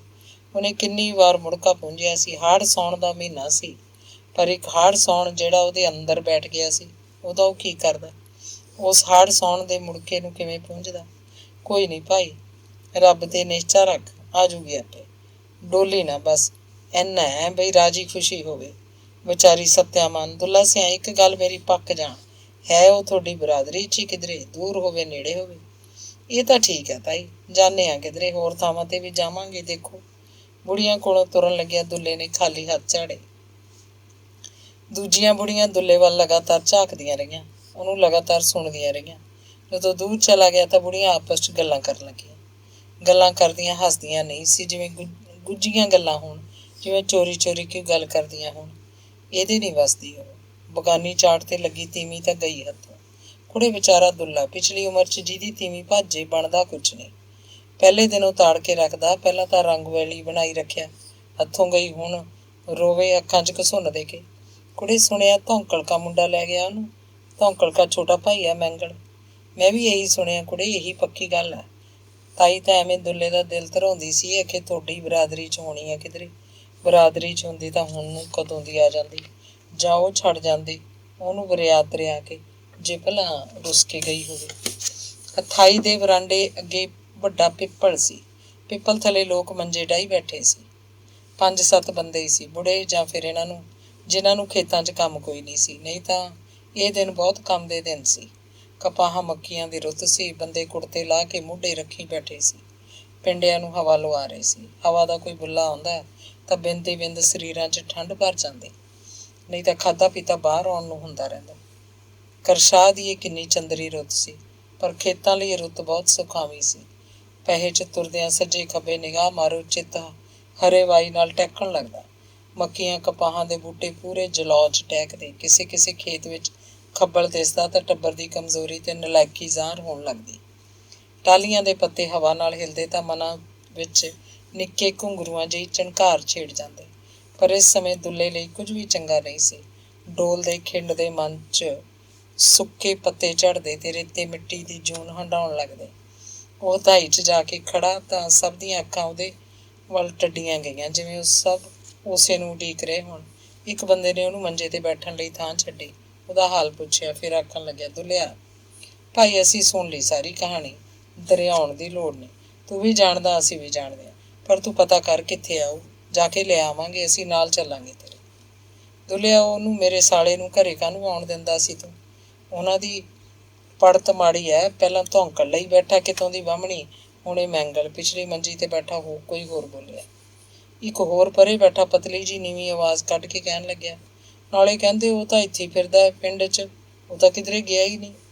ਦੁੱਲੇ ਕੋਲ ਬੈਠਾ ਬੰਦਾ ਫੇਰ ਬੋਲਿਆ, ਓਏ ਕੀ ਕਹਿ ਸਕਦੇ ਆ ਭਾਈ, 100 ਚਾਲਾਂ ਹੁੰਦੀਆਂ ਨੇ ਇਹਨਾਂ ਬਦਮਾਸ਼ਾਂ ਦੀਆਂ। ਤੇ ਫਿਰ ਉਹਨੇ ਦੁੱਲੇ ਨੂੰ ਆਖਿਆ, ਤੂੰ ਪਤਾ ਕਰ ਭਾਈ, ਨੇੜੇ ਤੇੜੇ ਹੀ ਹੋਊ ਕਿਤੇ। ਅਥਾਈ 'ਚ ਉੱਠ ਕੇ ਉਹ ਸਿੱਧਾ ਧੌਂਕਲ ਦੇ ਘਰ ਗਿਆ। ਧੌਂਕਲ ਬੈਠਕ 'ਚ ਪਿਆ ਪੱਖਾ ਚੱਲ ਰਿਹਾ ਸੀ। ਉਹਦੀ ਔਰਤ ਅੰਦਰ ਵਿਹੜੇ 'ਚ ਕੋਈ ਕੰਮ ਧੰਦਾ ਕਰਦੀ ਫਿਰਦੀ ਸੀ। ਧੌਂਕਲ ਨੇ ਦੁੱਲੇ ਨੂੰ ਆਦਰ ਨਾਲ ਬਿਠਾਇਆ, ਘਰ ਵਾਲੀ ਨੂੰ ਹਾਕ ਮਾਰ ਕੇ ਦੁੱਲੇ ਨੂੰ ਠੰਡਾ ਪਾਣੀ ਪਿਆਇਆ, ਫਿਰ ਕਿਹਾ ਕਿ ਘੁੱਟ ਘੁੱਟ ਚਾਹ ਬਣਾਵੇ। ਕਿੰਨੇ ਦਿਨਾਂ ਪਿੱਛੋਂ ਦੁੱਲਾ ਮਸਾਂ ਕਿਤੇ ਘਰ ਆਇਆ। ਦੁੱਲੇ ਨੇ ਗੱਲ ਛੇੜੀ, ਮੈਂਗਲ ਕਿੱਥੇ ਆ? ਮੈਂਗਲ ਇੱਥੇ ਹੀ ਆ, ਕੱਲ੍ਹ ਇੱਥੇ ਹੀ ਸੀ, ਰਾਤ ਫੇਰ ਨਹੀਂ ਆਇਆ। ਉਹਦਾ ਕੋਈ ਪਤਾ ਨਹੀਂ ਲੱਗਦਾ, 2 ਦਿਨ ਇੱਥੇ ਹੁੰਦਾ, 2 ਦਿਨ ਪਤਾ ਨਹੀਂ ਕਿੱਥੇ ਹੁੰਦਾ। ਮੇਰੇ ਕੰਨੀਓ ਤਾਂ ਗਿਆ ਭਾਈ ਉਹ। ਪਸ਼ੂ ਜਿਹੜੇ ਹੈਗੇ ਆ ਮੈਂ ਆਪ ਹੀ ਸਾਂਭਦਾ ਹੁਣ, ਉਹ ਤਾਂ ਡੱਕਾ ਦੂਰਾ ਨਹੀਂ ਕਰਦਾ। ਖਬਰ ਹੈ ਕਿੱਥੇ ਰਹਿੰਦਾ। ਧੌਂਕਲ ਆਪਣਾ ਦੁੱਖ ਲੈ ਕੇ ਬਹਿ ਗਿਆ। ਦੁੱਲੇ ਨੂੰ ਕੋਈ ਸਮਝ ਨਹੀਂ ਆਉਂਦੀ ਸੀ। ਧੌਂਕਲ ਊਠਾਂ ਦੀਆਂ ਗੱਲਾਂ ਕਰਨ ਲੱਗਿਆ। ਦੁੱਲਾ ਹੂੰ ਹਾਂ ਕਰਦਾ ਰਿਹਾ, ਚੁੱਪ-ਚਾਪ ਚਾਹ ਦੇ ਸੜਾਕੇ ਮਾਰਦਾ। ਧੌਂਕਲ ਦੀ ਘਰ ਵਾਲੀ ਵੀ ਉਹਨਾਂ ਕੋਲ ਪੀੜ੍ਹੀ 'ਤੇ ਆ ਬੈਠੀ ਸੀ। ਉਹ ਦੁੱਲੇ ਦੇ ਪਰਿਵਾਰ ਦਾ ਹਾਲ ਚਾਲ ਪੁੱਛ ਰਹੀ ਸੀ। ਗੱਲ ਕਰਦੀ ਵਿੱਚ ਦੀ ਹੱਸਣ ਦੀ ਕੋਸ਼ਿਸ਼ ਕਰਦੀ, ਪਰ ਦੁੱਲੇ ਦਾ ਮਸੋਸਿਆ ਮੂੰਹ ਦੇਖ ਕੇ ਪਤਾ ਨਹੀਂ ਕੀ ਸੋਚਣ ਲੱਗਦੀ, ਕੋਈ ਹੋਰ ਗੱਲ ਛੇੜ ਲੈਂਦੀ। ਮਿਲਿਆ ਗਿਲਿਆ ਕਰ ਦੁੱਲਿਆ, ਊਠਾਂ ਦਾ ਵਪਾਰ ਮੁੱਕ ਗਿਆ, ਮਿਲਣਾ ਗਿਲਣਾ ਤਾਂ ਨਹੀਂ ਮੁੱਕਿਆ। ਤੂੰ ਤਾਂ ਭੈੜਿਆ ਜਮਾਂ ਹੀ ਸਹੁੰ ਪਾਤੀ, ਜਿਵੇਂ ਧੌਂਕਲ ਨਹੋਰਿਆਂ ਉੱਤੇ ਉਤਰ ਆਇਆ ਸੀ। ਅੰਗ 8ਵਾਂ। ਇਹ ਉਹਨਾਂ ਦਿਨਾਂ ਦੀ ਗੱਲ ਹੈ ਜਦੋਂ ਦੁੱਲੇ ਦੇ ਵੱਡੇ ਦੋਵੇਂ ਮੁੰਡੇ ਪਿੰਡ ਛੱਡ ਗਏ ਸਨ ਤੇ ਮੁਕੰਦਸੋਂ ਦੀ ਹਵੇਲੀ 'ਚ ਦੁੱਲਾ ਹੁੰਦਾ। ਦੁੱਲੇ ਦੀ ਸਰਦਾਰੋ ਤੇ ਦੁੱਲੇ ਦੇ ਛੋਟੇ ਦੋਵੇਂ ਮੁੰਡੇ ਖੱਡੂ ਤੇ ਚੰਨੂ। ਮੈਂਗਲ ਦੀ ਖੱਡੂ ਨਾਲ ਬਹੁਤ ਬਣਦੀ। ਉਹ ਖੱਡੂ ਤੋਂ ਕੁਝ ਵਰੇ ਹੀ ਵੱਡਾ ਹੋਏਗਾ। ਦੋਵਾਂ ਦੀ ਦੋਸਤੀ ਬਹੁਤ ਸੀ। ਇਕੱਠੇ ਬਹਿੰਦੇ ਉੱਠਦੇ ਤੇ ਬੰਨਿਆਂ ਵਿੱਚ ਊਠ ਚਾਰਨ ਜਾਂਦੇ। 8-10 ਊਠ ਉੱਠਣੀਆਂ ਦੁੱਲੇ ਦੀਆਂ ਸਨ ਤੇ ਇੰਨੇ ਕੁ ਪਸ਼ੂ ਧੌਂਕਲਦੇ ਹੁੰਦੇ। ਉਹਨਾਂ ਨੂੰ ਪਤਾ ਹੁੰਦਾ ਕਿ ਕਿਹੜਾ ਊਠ ਜਾਂ ਕਿਹੜੀ ਉੱਠਣੀ ਦੁੱਲੇ ਦੀ ਹੈ, ਕਿਹੜਾ ਊਠ ਜਾਂ ਉੱਠਣੀ ਧੌਂਕਲ ਦੀ। ਖੱਡੂ ਤੇ ਮੈਂਗਲ ਪੂਰੀ ਸਿਆਣ ਰੱਖਦੇ। ਬੰਨੇ 'ਚ ਪਸ਼ੂ ਇਕੱਠੇ ਚਰਦੇ ਰਹਿੰਦੇ। ਹੋਰ ਕਿਸੇ ਦੇਖਣ ਵਾਲੇ ਨੂੰ ਕੋਈ ਪਤਾ ਨਹੀਂ ਹੋ ਸਕਦਾ ਸੀ ਕਿ ਇਹ ਸਾਰੇ ਊਠ ਉੱਠਣੀਆਂ ਇੱਕੋ ਘਰ ਦੇ ਹਨ ਜਾਂ ਦੋ ਘਰਾਂ ਦੇ, ਤੇ ਕਿਹੜਾ ਪਸ਼ੂ ਕਿਸ ਘਰ ਦਾ ਹੈ। ਜਦੋਂ ਘਰਾਂ ਨੂੰ ਆਉਣ ਲੱਗਦੇ ਤਾਂ ਆਪਣੇ ਆਪਣੇ ਪਸ਼ੂ ਅੱਡ ਨਿਖੇੜ ਲੈਂਦੇ। ਅਸਲ 'ਚ ਲਿਹਾਜ਼ ਤਾਂ ਧੌਂਕਲ ਤੇ ਦੁੱਲੇ ਦੀ ਸੀ। ਦੋਵੇਂ ਊਠਾਂ ਦੇ ਵਪਾਰੀ ਸਨ। ਉਹ ਆਪਸ 'ਚ ਵੀ ਊਠਾਂ ਦਾ ਲੈਣ ਦੇਣ ਕਰਦੇ ਰਹਿੰਦੇ। ਊਠ ਲੈ ਕੇ ਇਕੱਠੇ ਮੰਡੀਆਂ ਉੱਤੇ ਜਾਂਦੇ। ਮੁਕਤਸਰ ਦੀ ਮੰਡੀ ਦਾ ਹਰ ਸਾਲ ਜਾਂਦੇ ਸਨ। ਕਦੇ ਕਦੇ ਰਾਜਸਥਾਨ 'ਚ ਗੁੱਗਾ ਮਾੜੀ ਵੀ ਜਾਂਦੇ। ਫਿਰ ਖੱਡੂ ਤੇ ਮੈਂਗਲ ਦੀ ਉਵੇਂ ਵੀ ਜੋੜੀ ਬਣ ਗਈ ਜਿਵੇਂ ਕਦੇ ਦੁੱਲੇ ਤੇ ਧੌਂਕਲ ਦੀ ਸੀ। ਬੰਨੇ 'ਚ ਉੱਠ ਕੇ ਊਠ ਲੈ ਕੇ ਖੱਡੂ ਜਾਂਦਾ ਤਾਂ ਛੋਟਾ ਚੰਨੂ ਵੀ ਉਹਦੇ ਨਾਲ ਹੁੰਦਾ। ਖੱਡੂ ਚੰਨੂ ਤੋਂ ਹੀ ਬਹੁਤਾ ਕੰਮ ਕਰਾਉਂਦਾ। ਆਪ ਮੈਂਗਲ ਨਾਲ ਬੈਠਾ ਗੱਲਾਂ ਮਾਰਦਾ ਰਿਹਾ ਜਾਂ ਉਹ ਤਾਸ਼ ਖੇਡਦੇ। ਚੰਨੂ ਤਾਂ ਵਿਚਾਰਾ ਮੋੜੇ ਲਾਉਣ ਤੇ ਰਹਿੰਦਾ। ਡਰ ਬਣਿਆ ਰਹਿੰਦਾ ਕੋਈ ਊਠ ਨੇੜੇ ਦੇ ਖੇਤ 'ਚ ਨਾ ਜਾ ਵੜੇ ਤੇ ਫਸਲ ਦਾ ਨੁਕਸਾਨ ਕਰੇ। ਕਦੇ ਕਦੇ ਸਵੇਰੇ ਹੀ ਊਠ ਬੰਨਿਆਂ ਵਿੱਚ ਲਿਜਾਣ ਤੋਂ ਪਹਿਲਾਂ ਮੈਂਗਲ ਉਹਨਾਂ ਦੀ ਹਵੇਲੀ 'ਚ ਆ ਬੈਠਦਾ ਤੇ ਦੁੱਲੇ ਨਾਲ 2-4 ਗੱਲਾਂ ਮਾਰ ਕੇ ਖੱਡੂ ਨਾਲ ਗੱਲਾਂ ਕਰਨ ਲੱਗਦਾ। ਉਹ ਪਤਾ ਨਹੀਂ ਕੀ ਗੱਲਾਂ ਕਰਦੇ, ਕਦੇ ਉੱਚਾ ਉੱਚਾ ਹੱਸਣ ਲੱਗਦੇ, ਕਦੇ ਬਹੁਤ ਨੀਵਾਂ ਬੋਲ ਬੋਲ ਗੁੱਝੀਆਂ ਗੱਲਾਂ ਕਰਦੇ। ਮੈਂਗਲ ਦੀ ਅੱਖ ਹਮੇਸ਼ਾ ਸਰਦਾਰੋ ਵੱਲ ਰਹਿੰਦੀ। ਉਹਨਾਂ ਨੂੰ ਚਾਹ ਦੇਣ ਆਉਂਦੀ ਤਾਂ ਮੈਂਗਲ ਐਵੇਂ ਕੁਝ ਨਾ ਕੁਝ ਖੱਡੂ ਨੂੰ ਆਖਦਾ। ਅਸਲ 'ਚ ਉਹ ਸਰਦਾਰੋ ਨੂੰ ਕੁਝ ਕਹਿ ਰਿਹਾ ਹੁੰਦਾ। ਸਰਦਾਰੋ ਨਿਆਣੀ ਨਹੀਂ ਸੀ, ਉਹ ਬਣਦਾ ਤਣਦਾ ਜਵਾਬ ਵੀ ਦੇ ਜਾਂਦੀ। ਇੱਕ ਦਿਨ ਸਰਦਾਰੋ ਨੇ ਪਹਿਲ ਕਰਤੀ, ਮੈਂਗਲਾ ਤੇਰਾ ਵਿਆਹ ਕਦੇ ਹੋਊ ਕਿ ਭਰਜਾਈ ਤੇ ਹੀ ਬੈਠਾ ਰਹੇਗਾ? ਭਰਜਾਈ ਤਾਂ ਖੰਘਣ ਨਹੀਂ ਦਿੰਦੀ, ਭਰਜਾਈ ਦੀਆਂ ਕੀ ਗੱਲਾਂ ਨੇ? ਮੈਂਗਲ ਨੇ ਜਵਾਬ ਦਿੱਤਾ। ਫਿਰ ਰਹਿ ਗਿਆ ਵੀ ਤੂੰ ਤਾਂ ਢੋਡਰ ਦਾ ਢੋਡਰ ਕਾਂ ਕਰੀ ਜਾਇਆ ਕਰ, ਲੋਕਾਂ ਦੇ ਟੁਕੜਿਆਂ ਕਰਨੀ ਝਾਕਦਾ। ਨਹੀਂ ਐਂ ਕਿਉਂ ਆਖਦੀ ਆ ਮਾਸੀ, ਸਾਡਾ ਕੀ ਭੁੰਨ ਕੇ ਬੀਜਿਆ ਹੋਇਆ। ਸਾਡੇ ਵੀ ਕਦੇ ਦਿਨ ਆਉਣਗੇ, ਵਿਆਹ ਵੀ ਹੋ ਜੂ। ਖੱਡੂ ਦੀ ਰੀਸ ਮੈਂਗਲ ਵੀ ਸਰਦਾਰੋ ਨੂੰ ਮਾਸੀ ਆਖਦਾ। ਆਥਣ ਵੇਲੇ ਜਦੋਂ ਮੈਂਗਲ ਆਪਣੇ ਊਠ ਉੱਠਣੀਆਂ ਕੇਲਿਆਂ ਤੇ ਬੰਨ੍ਹ ਆਉਂਦਾ ਤਾਂ ਹਵੇਲੀ 'ਚ ਗੇੜਾ ਮਾਰਦਾ। ਖੱਡੂ ਤੇ ਉਹ ਫਿਰ ਗੱਲਾਂ ਕਰਦੇ। ਉਹਨਾਂ ਦੀਆਂ ਗੱਲਾਂ ਮੁੱਕਦੀਆਂ ਨਹੀਂ ਸਨ। ਆਥਣੇ ਵੀ ਸਰਦਾਰੋ ਨਾਲ ਕੋਈ ਗੱਲਕੱਥ ਹੋ ਜਾਂਦੀ, ਕਦੇ ਕੋਈ ਤਿੱਖੀ ਗੱਲ ਤੇ ਕਦੇ ਮੂੰਹ ਭਰੀ ਚੱਖਾ ਮੱਖੀ ਚੱਲਦੀ ਰਹਿੰਦੀ। ਗੱਲਾਂ 'ਚ ਖੱਡੂ ਵੀ ਹਿੱਸਾ ਲੈਂਦਾ। ਚੰਨੂ ਉਹਨਾਂ ਤੋਂ ਛੋਟਾ ਹੋਣ ਕਰਕੇ ਪਰਾਂ ਹੀ ਕਿਧਰੇ ਰਹਿੰਦਾ। ਇੱਕ ਦਿਨ ਸਿਆਲ ਦਾ ਮਹੀਨਾ ਸੀ ਕੋਈ। ਬੰਨੇ ਝੂਠ ਦੂਰ ਕਿਧਰੇ ਦਰਖਤਾਂ ਦੀਆਂ ਪਲੂਮਣਾ ਮੁੱਛ ਰਹੇ ਸਨ। ਚੰਨੂ ਵੀ ਉੱਧਰ ਹੀ ਸੀ ਕਿਧਰੇ। ਖੱਡੂ ਤੇ ਮੈਂਗਲ ਟਿੱਬੀ ਉੱਤੇ ਬੈਠੇ ਤਾਸ਼ ਖੇਡ ਰਹੇ ਸਨ। ਅਸਮਾਨ 'ਚ ਕੋਈ ਬੱਦਲ ਨਹੀਂ ਸੀ। ਸੂਰਜ ਆਪਣੇ ਪੂਰੇ ਜਲੌਅ 'ਚ ਚਮਕ ਰਿਹਾ ਸੀ। ਧੁੱਪ ਪਿੰਡਿਆਂ 'ਚ ਨਿੱਘ ਭਰਦੀ ਤੇ ਨਵੀਂ ਤਾਕਤ ਬਖਸ਼ ਰਹੀ ਸੀ। ਤਾਸ਼ ਦੇ ਪੱਤੇ ਫੈਂਟਣ ਵੇਲੇ ਮੈਂਗਲ ਖੱਡੂ ਵੱਲ ਨਿਗਾਹ ਭਰ ਕੇ ਝਾਕਿਆ ਤੇ ਬੋਲਿਆ, ਕਿਉਂ ਖੱਡੂ? ਮਾਸੀ ਤੇਰੀ ਜਮਾਂ ਨਾਗ ਦੀ ਬੱਚੀ ਹੈ, ਬਚ ਕੇ ਰਹੀ, ਡੰਗ ਮਾਰੂ ਇੱਕ ਦਿਨ। ਖੱਡੂ ਉਹਦੇ ਵੱਲ ਭਮੱਤਰਿਆ ਜਿਹਾ ਦੇਖਣ ਲੱਗਿਆ, ਜਿਵੇਂ ਗੱਲ ਉਹਦੀ ਸਮਝ 'ਚ ਨਾ ਆਈ ਹੋਵੇ। ਬੋਲਿਆ ਕੁਛ ਨਹੀਂ। ਅਗਲੀ ਵਾਰ ਪੱਤੇ ਵੰਡਣ ਵੇਲੇ ਮੈਂਗਲ ਫੇਰ ਬੋਲ ਪਿਆ, ਕਿਉਂ ਖੱਡੂ? ਛੇੜੀ ਨਹੀਂ ਕਦੇ ਫਿਰ? ਨਾ, ਇਹ ਕੰਮ ਨਹੀਂ ਕਰਨਾ। ਕਿਉਂ? ਬਸ ਨਹੀਂ। ਉਹ ਜਾਣਦੇ ਝੂਠ ਬੋਲਦਾ ਕੰਜਰਾ। ਉਹ ਪੱਤੇ ਸੁੱਟਣ ਲੱਗੇ। ਖੱਡੂ ਬਾਜੀ ਹਾਰ ਗਿਆ। ਹੁਣ ਪੱਤੇ ਵੰਡਣ ਦੀ ਉਹਦੀ ਵਾਰੀ ਸੀ। ਪਹਿਲਾਂ ਮੈਂਗਲ ਨੇ ਖੱਡੂ ਦੇ ਦੋਵੇਂ ਹੱਥ ਫੜ ਲਏ ਤੇ ਕਿਹਾ, ਇੱਧਰ ਝਾਕ, ਮੇਰੀਆਂ ਅੱਖਾਂ 'ਚ ਅੱਖਾਂ ਪਾ ਕੇ ਦੇਖ। ਲੈ, ਕਿਉਂ? ਖੱਡੂ ਉਹਦੇ ਵੱਲ ਇੱਕ ਟੱਕ ਦੇਖ ਰਿਹਾ ਸੀ। ਨਾ, ਸਿੱਧਾ ਝਾਕ। ਪਾਸੇ ਨਿਗਾਹ ਕਿਉਂ ਕਰਦਾ? ਬਸ ਲੱਗ ਗਿਆ ਪਤਾ। ਦਾਲ 'ਚ ਕਾਲਾ ਕਾਲਾ ਜ਼ਰੂਰ ਹੈ ਕੁਛ, ਮੰਨ ਚਾਹੇ ਨਾ ਮੰਨ। ਨਾ, ਤੇਰੀ ਸਹੁੰ। ਚੰਗਾ ਖੜ। ਮੈਂਗਲ ਉੱਠ ਕੇ ਪਰਾਂ ਗਿਆ ਤੇ ਝਾੜ ਮਲੇ ਦੀ ਇੱਕ ਸੁੱਕੀ ਡਾਹਣੀ ਚੁੱਕ ਲਿਆ। ਉਹਦੇ ਨਾਲੋਂ ਇੱਕ ਡੱਕਾ ਤੋੜ ਕੇ ਖੱਡੂ ਦੇ ਸਿਰ ਤੇ ਰੱਖਿਆ। ਮੇਰਿਆ ਸਾਲਿਆ ਬਾਜੀਗਰਾ, ਐਸ ਡੱਕੇ ਵਾਂਗੂ ਸੁੱਕ ਜੇ ਝੂਠ ਬੋਲੇ। ਦੱਸ। ਹਾਂ, ਸੁੱਕ ਜਾ। ਫਿਰ ਛੇੜਦਾ ਕਿਉਂ ਨਹੀਂ ਉਹਨੂੰ? ਤੇਰੀ ਕੀ ਉਹ ਮਾਂ ਲੱਗਦੀ ਹੈ? ਹੋਰ ਮਾਂ ਹੀ ਲੱਗਦੀ ਹੈ, ਜਦੋਂ ਬਾਪੂ ਵਿਆਹ ਕੇ ਲਿਆਇਆ ਉਹਨੂੰ। ਉਹ ਛੱਡ ਪਰੇ, ਕੋਹੜੀ ਹੈ ਤੂੰ ਤਾਂ ਜਾਣਦਾ। ਤੇਰੀ ਤਾਂ ਮੈਂ ਹੋਵਾਂ ਓਏ, ਤੇਰੀ ਉਹ ਸਕੀ ਮਾਂ ਤਾਂ ਨਹੀਂ ਭੈਣ ਦੇਣਿਆ, ਜਮਾਂ ਮਿੱਟੀ ਹੈ। ਇੱਕ ਦਿਨ ਹੱਥ ਜਾ ਲਾ ਕੇ ਦੇਖੀ। ਕਿਰੀ ਲਸੋੜੀ ਵਾਂਗੂ ਟਸਕੀ ਪਈ ਹੈ, ਮੂੰਹ ਚੱਕ ਕੇ ਡਿੱਗੂ। ਉਹਨਾਂ ਨੇ ਸੁਣਿਆ ਦੂਰ ਕਿਧਰੋਂ ਕਿਸੇ ਦੇ ਉੱਚਾ ਉੱਚਾ ਬੋਲਣ ਦੀ ਆਵਾਜ਼ ਆ ਰਹੀ ਸੀ। ਫਿਰ ਚੰਨੂ ਦਾ ਬੋਲ ਸੁਣਿਆ। ਉਹਨਾਂ ਨੂੰ ਹਾਕਾ ਮਾਰ ਰਿਹਾ ਸੀ। ਉਹਨਾਂ ਨੇ ਤਾਸ਼ ਇਕੱਠੀ ਕਰਕੇ ਡੱਬੀ 'ਚ ਪਾਈ ਤੇ ਉੱਠ ਖੜੇ। ਖੱਡੂ ਨੇ ਬਾਂਹ ਖੜੀ ਕੀਤੀ ਤੇ ਦੋਵੇਂ ਚੰਨੂ ਵੱਲ ਭੱਜ ਪਏ। ਉਹ ਨਿੰਮੋ ਝੂਣਾ ਹੋਇਆ ਖੜਾ ਸੀ ਤੇ ਖੇਤ ਦੇ ਮਾਲਕ ਚੰਦ ਡੁੱਡੇ ਵੱਲ ਗਹਿਰੀਆਂ ਨਜ਼ਰਾਂ ਨਾਲ ਝਾਕ ਰਿਹਾ ਸੀ। ਚੰਦ ਉਹਨੂੰ ਅਜੇ ਵੀ ਗਾਲਾਂ ਕੱਢੀ ਜਾ ਰਿਹਾ ਸੀ। ਓਏ ਕੀ ਹੋ ਗਿਆ ਭਾਈ ਚੰਦ ਸਿਆ, ਮੈਂਗਲ ਬੋਲਿਆ। ਇਹ ਛੋਲੇ ਤੁਹਾਡੇ ਊਠਾਂ ਖਾਤਰ ਬੀਜੇ ਅਸੀਂ, ਆ ਜਾਂਦੇ ਹੋ ਮੂੰਹ ਚੱਕ ਕੇ ਇੱਧਰ। ਚੰਨੂ ਰੋਣ ਵਾਲਿਆਂ ਵਾਂਗ ਬੋਲਿਆ। ਛੋਲਿਆਂ ਝੂਠ ਵੜਿਆ ਵੀ ਹੈ, ਐਵੇਂ ਬੋਲੀ ਜਾਂਦਾ। ਨਹੀਂ ਵੜਿਆ ਵੜ ਜਾਂਦਾ ਨਾ, ਜੇ ਮੈਂ ਦੂਰੋਂ ਲਲਕਾਰਾ ਨਾ ਮਾਰਦਾ। ਚੰਦ ਸਾਹੋ ਸਾਹ ਹੋਇਆ ਖੜਾ ਸੀ। ਫਿਰ ਤੂੰ ਗਾਲਾਂ ਕਿਉਂ ਦੇਈ ਜਾਂਦਾ? ਮੂੰਹ ਆਖਦਾ ਗਾਲਾਂ ਕੱਢਣ ਨੂੰ ਹੋਰ ਕਿਸੇ ਦੇ ਕੀ ਮੂੰਹ ਨਹੀਂ? ਖੱਡੂ ਬੋਲਿਆ। ਆਵਾਂ ਫਿਰ? ਚੰਦ ਉਹਨਾਂ ਨੂੰ ਹੋਇਆ। ਆ ਜਾ, ਕੀ ਕਰ ਦੇਂਗਾ ਤੂੰ? ਖੱਡੂ ਵੀ ਤੱਤਾ ਹੋ ਗਿਆ। ਊਠ ਦੀ ਪੈੜ ਦਿਖਾ ਦੇ ਤੇਰੇ ਵਾਹਣ 'ਚ। ਜੇ ਤਾਂ ਭਾਈ ਤੇਰਾ ਕੋਈ ਨੁਕਸਾਨ ਹੋਇਆ ਫਿਰ ਤਾਂ ਗਾਲਾਂ ਦਿੰਦਾ ਚੰਗਾ ਲੱਗਦਾ, ਨਹੀਂ ਤਾਂ ਮਾੜੀ ਗੱਲ ਹੈ ਤੇਰੀ। ਗਾਲ ਨਾ ਦੇ, ਮੈਂਗਲ ਬੋਲ ਰਿਹਾ ਸੀ। ਮਾੜੀ ਤਾਂ ਆਪੇ ਹੈ, ਪਤਾ ਤੁਹਾਨੂੰ ਕਿਵੇਂ ਲਹੂ ਪਾਣੀ ਇੱਕ ਕਰਕੇ ਹੁੰਦੇ ਹੈ ਦਾਣੇ। ਤੁਸੀਂ ਤਾਂ ਊਠ ਹੋ, ਊਠ ਰੱਖ ਲਏ, ਊਠਾਂ ਵਰਗੀ ਅਕਲ ਹੋ ਗਈ। ਪਰੇ ਰੱਖਿਆ ਕਰੋ ਆਪਦੇ ਪਸ਼ੂ, ਕਹਿਤਾ ਇੱਕ ਵਾਰੀ, ਨਹੀਂ ਫਿਰ ਹੋਰ ਸਿਆਪਾ ਛਿੜੂਗਾ ਕੋਈ। ਸੋਟੀ ਸਹਾਰੇ ਲੰਘ ਮਾਰਦਾ ਉਹ ਪਰਾਂ ਕਣਕਾਂ ਵੱਲ ਤੁਰ ਗਿਆ। ਪਿੱਛੇ ਤਿੰਨੋਂ ਜਣੇ ਉਹਨੂੰ ਗਾਲਾਂ ਕੱਢਣ ਲੱਗੇ। ਕੁੱਤਾ ਜੱਟ, ਵਾਧੂ ਦਾ ਗਲ ਪੈਂਦਾ, ਮੈਂਗਲ ਨੇ ਕਿਹਾ। ਤੂੰ ਕਿੱਥੇ ਸੀ ਜਦੋਂ ਊਠ ਛੋਲਿਆਂ ਕੰਨੀ ਗਿਆ? ਖੱਡੂ ਨੇ ਚੰਨੂ ਨੂੰ ਪੁੱਛਿਆ। ਮੈਂ ਇੱਥੇ ਹੀ ਖੜਾ ਸੀ, ਊਠ ਤਾਂ ਉਰੇ ਉਰੇ ਚਰਦਾ ਸੀ, ਕਾਹਨੂੰ ਗਿਆ ਛੋਲਿਆਂ 'ਚ? ਚੰਨੂ ਦ੍ਰਿੜਤਾ ਨਾਲ ਦੱਸ ਰਿਹਾ ਸੀ। ਚਲੋ ਛੱਡੋ ਐਵੇਂ ਸਾਲਾ ਡੋਡਾ ਕਲੰਦਰੀ, ਬਹੂ ਆਈ ਚੰਦਰੀ, ਮੈਂਗਲ ਨੇ ਕਿਹਾ। ਤਿੰਨੇ ਤਾੜੀ ਮਾਰ ਕੇ ਹੱਸਣ ਲੱਗੇ ਤੇ ਫਿਰ ਪਰਾਂ ਨੂੰ ਤੁਰ ਗਏ, ਜਿੱਧਰ ਊਠ ਉੱਠਣੀਆਂ ਬਹੁਤੇ ਖੜੇ ਸਨ ਤੇ ਦਰਖਤਾਂ ਨੂੰ ਮੂੰਹ ਮਾਰ ਰਹੇ ਸਨ। ਖੱਡੂ ਆਪਣੇ ਘਰ ਆਇਆ ਤਾਂ ਪਸ਼ੂ ਕਿੱਲਿਆਂ 'ਤੇ ਬੰਨ੍ਹ ਕੇ ਵਿਹੜੇ 'ਚ ਮੰਜੇ ਉੱਤੇ ਆ ਬੈਠਾ।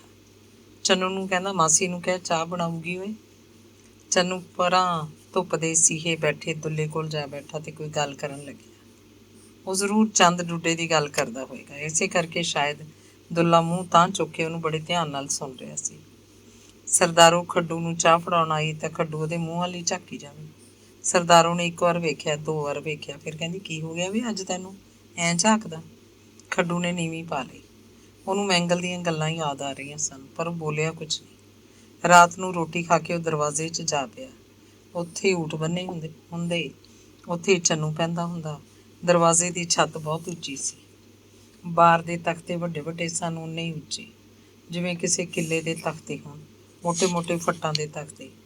ਇਸ ਰੁੱਤ 'ਚ ਊਠ ਮੱਗੇ ਕੱਢਦੇ ਤੇ ਬੁੱਕਦੇ, ਮੱਕੜਾ ਮਾਰਦਾ ਹੈ। ਉਹਨਾਂ ਵਿੱਚੋਂ ਤਿੱਖੀ ਦੁਰਗੰਧ ਨਿਕਲਦੀ। ਉਹ ਦੁਰਗੰਧ ਲੇਡਿਆਂ ਤੇ ਪਿਸ਼ਾਬ ਦੀ ਦੁਰਗੰਧ 'ਚ ਮਿਲ ਕੇ ਹਵਾ ਨੂੰ ਹੋਰ ਵੀ ਸਾਹ ਘੋਟੂ ਬਣਾਉਣ ਲੱਗਦੀ।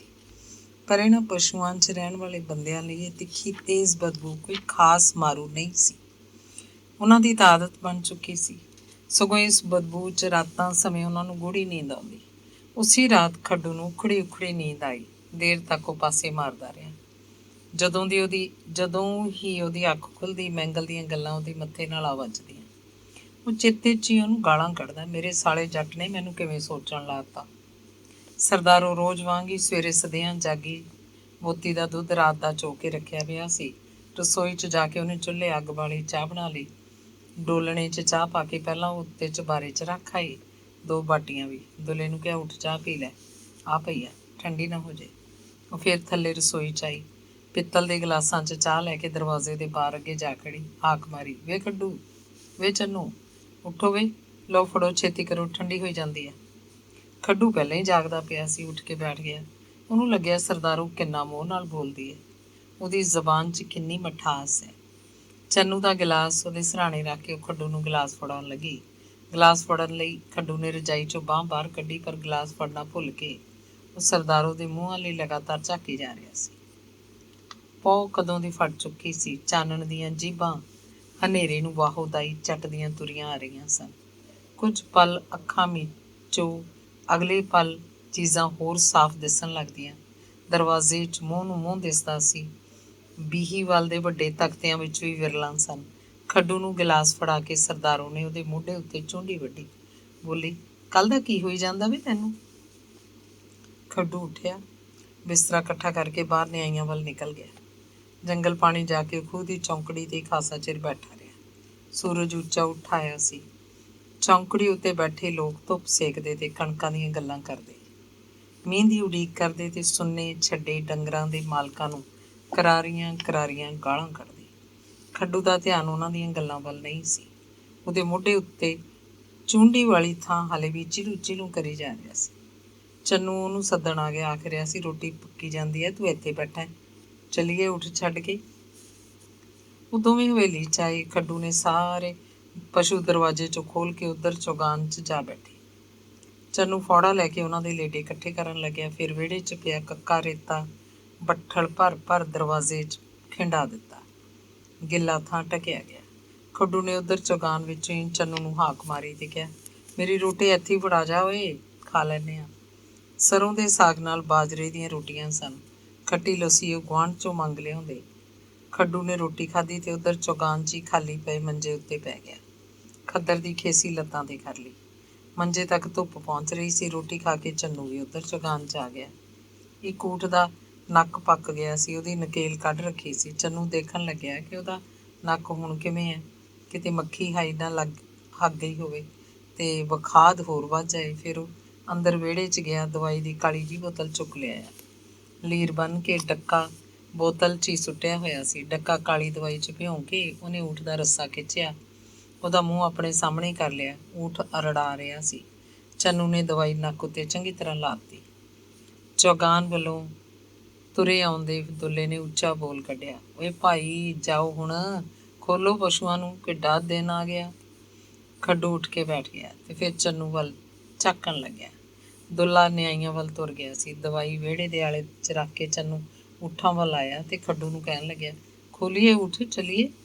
ਖੱਡੂ ਨੇ ਸਿਰ ਹਿਲਾ ਕੇ ਹਾਂ ਆਖੀ ਤੇ ਆਪ ਖੂਹੀ ਵੱਲ ਆ ਗਿਆ। ਰਸੋਈ 'ਚ ਸਰਦਾਰੋ ਚੁੱਲ੍ਹੇ ਮੂਹਰੇ ਬੈਠੀ ਭਾਂਡੇ ਮਾਂਜ ਰਹੀ ਸੀ। ਸੁੱਕੇ ਲੇਡਿਆਂ ਦੀ ਅੱਗ ਦਾ ਪੂਰਾ ਸੇਕ ਸੀ। ਖੱਡੂ ਹੌਲੀ ਦੇ ਕੇ ਚੁੱਲ੍ਹੇ ਅੱਗੇ ਆ ਬੈਠਾ ਤੇ ਹੱਥ ਸੇਕਣ ਲੱਗਿਆ। ਉਹਦੀਆਂ ਆਪਣੀਆਂ ਅੱਖਾਂ ਵੀ ਚੰਗਿਆੜੇ ਵਾਂਗ ਬਲ ਰਹੀਆਂ ਸਨ। ਉਹ ਲਗਾਤਾਰ ਸਰਦਾਰੋ ਦੇ ਮੂੰਹ ਵੱਲ ਝਾਕ ਰਿਹਾ ਸੀ। ਕੋਲ ਬੈਠਦੇ ਹੀ ਉਹ ਲਾਜਵੰਤੀ ਦੇ ਬੂਟੇ ਵਾਂਗ ਸੁੰਗੜ ਗਈ। ਖੱਡੂ ਨੇ ਆਪਣਾ ਕੰਬਦਾ ਹੱਥ ਸਰਦਾਰੋ ਦੇ ਗੋਡੇ 'ਤੇ ਧਰਤਾ। ਨਾਲ ਹੀ ਨਾਲ ਸਰਦਾਰੋ ਥੋੜ੍ਹਾ ਪਰਾਂ ਹੋਈ ਤੇ ਆਪਣਾ ਸੁਆਹ ਲਿਬੜਿਆ ਥੱਪੜ ਖੱਡੂ ਦੇ ਮੂੰਹ 'ਤੇ ਜੜ ਦਿੱਤਾ। ਉਹ ਪਿੱਛੇ ਡਿੱਗ ਪਿਆ। ਸਰਦਾਰੋ ਕੜਕ ਕੇ ਬੋਲੀ, ਟੁੱਟ ਜਾਣਾ, ਕਦੋਂ ਦੀ ਦੇਖੀ ਜਾਨੀ ਆ, ਕੀ ਲੱਗਦੀ ਆ ਵੀ ਮੈਂ ਤੇਰੀ। ਖੱਡੂ ਸਿੱਧਾ ਹੋ ਕੇ ਬੈਠ ਗਿਆ। ਉਹਦੀਆਂ ਅੱਖਾਂ ਦਾ ਸੇਕ ਮੱਧਮ ਪੈ ਗਿਆ। ਬੇਸ਼ਰਮ ਹੋਇਆ ਹੁਣ ਉਹ ਸਰਦਾਰੋ ਦੀ ਘੱਗਰੀ ਦਾ ਲੜ ਫੜੀ ਬੈਠਾ ਸੀ। ਉਹ ਖੜੀ ਹੋ ਗਈ। ਖੱਡੂ ਵੀ ਉੱਠ ਖੜਾ। ਸਰਦਾਰੋ ਦਾ ਅੱਗਾ ਰੋਕਣ ਲੱਗਿਆ। ਸਰਦਾਰੋ ਨੇ ਉਹਨੂੰ ਅੱਖਾਂ ਵਿੱਚ ਹੀ ਸਮਝਾਇਆ, ਦੇਖ ਉੱਧਰ ਵਿਹੜੇ 'ਚ ਚੰਨੂ ਫਿਰਦਾ, ਅੰਗ ਨੌਵਾਂ, ਜੁੱਤੀਆਂ ਤਾਂ ਤੇਰੇ ਲਾਵਾਂ ਕੁੱਤਿਆ। ਸਰਦਾਰੋ ਹਰਖੀ ਬੈਠੀ ਸੀ ਤੇ ਮੈਂਗਲ ਨੂੰ ਕੌੜੇ ਬੋਲ ਸੁਣਾ ਰਹੀ ਸੀ। ਮੈਂਗਲ ਕਈ ਦਿਨਾਂ ਪਿੱਛੋਂ ਉਹਨਾਂ ਦੀ ਹਵੇਲੀ ਆਇਆ ਸੀ। ਦੁੱਲਾ ਜੰਗਲ ਪਾਣੀ ਗਿਆ ਹੋਇਆ ਸੀ, ਮੁੜਿਆ ਨਹੀਂ ਸੀ। ਸ਼ਾਇਦ ਖੂਹ ਦੀ ਚੌਂਕੜੀ ਉੱਤੇ ਆ ਬੈਠਾ ਹੋਵੇ। ਚੰਨੂ ਵੀ ਉੱਧਰ ਚੌਗਾਨ 'ਚ ਕੰਮ ਧੰਦੇ ਜੇ ਕਰਦਾ ਫਿਰਦਾ ਸੀ। ਉਹ ਦੋਵੇਂ ਵਿਹੜੇ ਦੀ ਨਿੰਮ ਤੋਂ ਪਰੇ ਮੰਜਾ ਡਾਹ ਕੇ ਬੈਠੇ ਸਨ। ਹਮੇਸ਼ਾ ਵਾਂਗ ਸਰਦਾਰੋ ਉਹਨਾਂ ਵਾਸਤੇ ਚਾਹ ਦੀਆਂ ਬਾਟੀਆਂ ਲੈ ਆਈ ਸੀ। ਸਰਦਾਰੋ ਦੀਆਂ ਅੱਖਾਂ ਵਿੱਚ ਪਾਣੀ ਸੀ। ਉਹਦਾ ਬੋਲ ਭਰੜਾਇਆ ਹੋਇਆ ਤੇ ਗੁੱਸੇ ਭਰਿਆ ਸੀ। ਉਹ ਇੱਕ ਦਿਨ ਸਵੇਰੇ ਸਵੇਰੇ ਪਹੁ ਫੁੱਟਣ ਤੋਂ ਪਹਿਲਾਂ ਹੀ ਜਦੋਂ ਚੌਗਾਨ ਵੱਲ ਗਏ ਸਨ ਤਾਂ ਸਰਦਾਰੋ ਨੇ ਖੱਡੂ ਨੂੰ ਪੁੱਛਿਆ, ਵੀ ਤੈਨੂੰ ਇਹ ਭਿੱਤੀ ਪੜ੍ਹਾਈ ਕਿਹਨੇ? ਤੂੰ ਆਪ ਤਾਂ ਇਹੋ ਜਿਹਾ ਹੈ ਨਹੀਂ ਸੀ। ਖੱਡੂ ਨੇ ਮੈਂਗਲ ਦਾ ਨਾਂ ਲਿਆ। ਦੱਸਿਆ ਕਿ ਬੰਨੇ 'ਚ ਜਦੋਂ ਉਹ ਊਠ ਲੈ ਕੇ ਜਾਂਦੇ ਹੁੰਦੇ ਤਾਂ ਉਹਨੂੰ ਇਹ ਗੱਲਾਂ ਸਿਖਾਉਂਦਾ ਰਹਿੰਦਾ ਸੀ। ਖੱਡੂ ਸ਼ਰਮਸਾਰ ਜਿਹਾ ਵੀ ਸੀ ਤੇ ਆਖ ਰਿਹਾ ਸੀ, ਜੇ ਮੈਂਗਲ ਉਹਦੇ ਦਿਮਾਗ 'ਚ ਸ਼ਰਾਰਤਾਂ ਨਾ ਭਰਦਾ ਰਹਿੰਦਾ ਤਾਂ ਉਹਨੇ ਇੱਥੋਂ ਤੱਕ ਪਹੁੰਚਣਾ ਹੀ ਨਹੀਂ ਸੀ। ਪਰ ਪਤਾ ਨਹੀਂ ਕਿਵੇਂ ਫਿਰ ਉਹ ਇਹੀ ਸੋਚਦਾ ਰਹਿੰਦਾ ਸੀ। ਉਹਦੇ ਦਿਮਾਗ ਅੰਦਰ ਇੱਕ ਅੱਗ ਜਿਹੀ ਸੁਲਗਦੀ ਰਹਿੰਦੀ। ਉਹਦੇ ਦਿਮਾਗ ਨੂੰ ਇਹ ਗੱਲ ਸੁੱਖੇ ਦੀ ਘੂਕੀ ਵਾਂਗ ਚੜ੍ਹ ਗਈ ਸੀ। ਉਹਨੂੰ ਤਾਂ ਬਿਲਕੁਲ ਪਤਾ ਨਹੀਂ ਸੀ ਕਿ ਇਹ ਗੱਲਾਂ ਜੋ ਸੋਚ ਰਿਹਾ ਹੈ ਚੰਗੀਆਂ ਹਨ ਜਾਂ ਮਾੜੀਆਂ। ਇੱਕ ਮੈਂਗਲ ਮੇਰਾ ਸਾਲਾ ਖਹਿੜਾ ਨਹੀਂ ਛੱਡਦਾ ਸੀ। ਪਤਾ ਨਹੀਂ ਉਹਦੇ ਦਿਮਾਗ ਨੂੰ ਵੀ ਕੀ ਲਿੱਚ ਚੜ੍ਹੀ ਹੋਈ ਸੀ। ਆਖਰ ਉਹਨੇ ਗੱਲ ਮੁਕਾਈ ਸੀ, ਮਾਸੀ ਤੂੰ ਤਾਂ ਮੇਰੇ ਹੱਡਾਂ 'ਚ ਰਚ ਗਈ ਸੀ, ਭਾਰੇ ਵਾਂਗੂ, ਹਰ ਦਮ ਸੁਰਤ ਤੇਰੇ ਕੰਨੀ ਰਹਿੰਦੀ। ਹੁਣ ਤੂੰ ਚਾਹੇ ਰੱਖ ਲੈ, ਚਾਹੇ ਮਾਰ ਦੇ। ਮੈਂ ਮਾੜਾ ਕੀਤਾ ਤਾਂ ਜ਼ਹਿਰ ਦੇ ਦੇ ਮੈਨੂੰ, ਮੈਂ ਹੱਸ ਕੇ ਖਾ ਲੂੰਗਾ।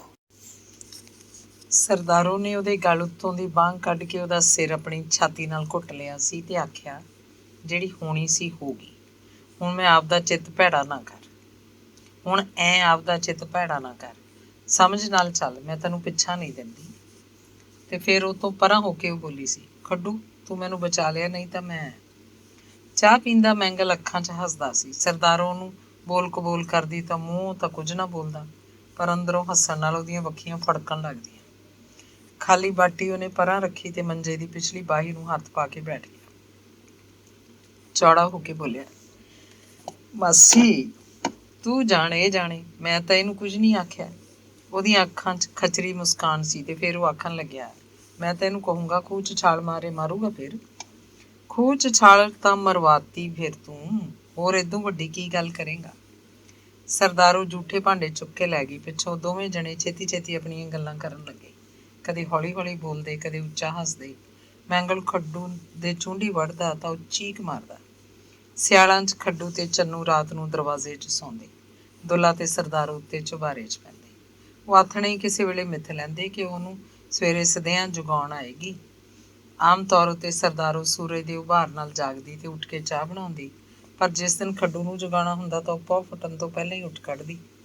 ਉਹ ਇੱਧਰ ਚੌਗਾਨ ਵੱਲ ਚਲੇ ਜਾਂਦੇ। ਚੌਗਾਨ 'ਚ ਕਿੱਕਰਾਂ ਟਾਹਲੀਆਂ, ਨਿੰਮ ਦੇ ਦਰਖਤ ਸੀ, ਰੁੱਖਾਂ ਦੀ ਛਾਂ 'ਚ ਹਨੇਰਾ ਘੁੱਪ ਹੁੰਦਾ ਸੀ। ਉਹ ਇੰਜ ਪੰਜਵੇਂ ਚੌਥੇ ਦਿਨ ਹੀ ਚੌਗਾਨ 'ਚ ਜਾਂਦੇ।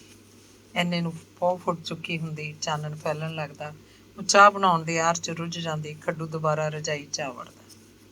ਗਰਮੀ ਦੇ ਦਿਨਾਂ 'ਚ ਊਠ ਚੌਗਾਨ 'ਚ ਬੰਨੇ ਹੁੰਦੇ। ਚੰਨੂ ਖੂਹੀ ਕੋਲ ਵਿਹੜੇ 'ਚ ਜਾ ਸੌਂਦਾ ਤੇ ਸਰਦਾਰੋ ਦੁੱਲੇ ਕੋਲ ਚੁਬਾਰਿਆਂ ਅੱਗੇ ਮੰਜਾ ਡਾਉਂਦੀ। ਖੱਡੂ ਹਮੇਸ਼ਾ ਚੌਗਾਨ 'ਚ ਪੈਂਦਾ, ਇੱਕ ਖੂੰਜੇ ਜਿਹੇ ਮੰਜਾ ਡਾਉਂਦਾ। ਉਹ ਸਦਿਆਂ ਉੱਠ ਕੇ ਉਹਦੇ ਕੋਲ ਆਉਂਦੀ। ਦਿਨ ਮਹੀਨੇ ਲੰਘਦੇ ਜਾ ਰਹੇ ਸਨ, ਸਾਲ ਬੀਤਣ ਲੱਗੇ, ਸਿਲਸਿਲਾ ਜਾਰੀ ਸੀ। ਦੂਜੇ ਚੌਥੇ ਦਿਨ ਸਵੇਰੇ ਸਵੇਰੇ ਬੰਨਿਆਂ 'ਚ ਊਠ ਲਿਜਾਣ ਤੋਂ ਪਹਿਲਾਂ ਮੈਂਗਲ ਉਹਨਾਂ ਦੀ ਹਵੇਲੀ ਆਉਂਦਾ। ਸਰਦਾਰੂ ਉਹਨੂੰ ਛੇੜਦੀ, ਗੱਲੀਂ ਗੱਲੀਂ ਉਹਨੂੰ ਠਿੱਠ ਕਰਦੀ।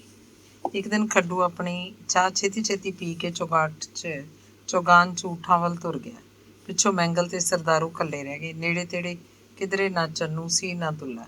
ਮੈਂਗਲ ਕਹਿੰਦਾ, ਮਾਸੀ ਤੇਰਾ ਕੰਡਾ ਜਾਵੇ, ਇੱਕ ਦਿਨ ਕੱਢਣਾ ਪਊ, ਇਉਂ ਨਹੀਂ ਤੂੰ ਹਟਦੀ।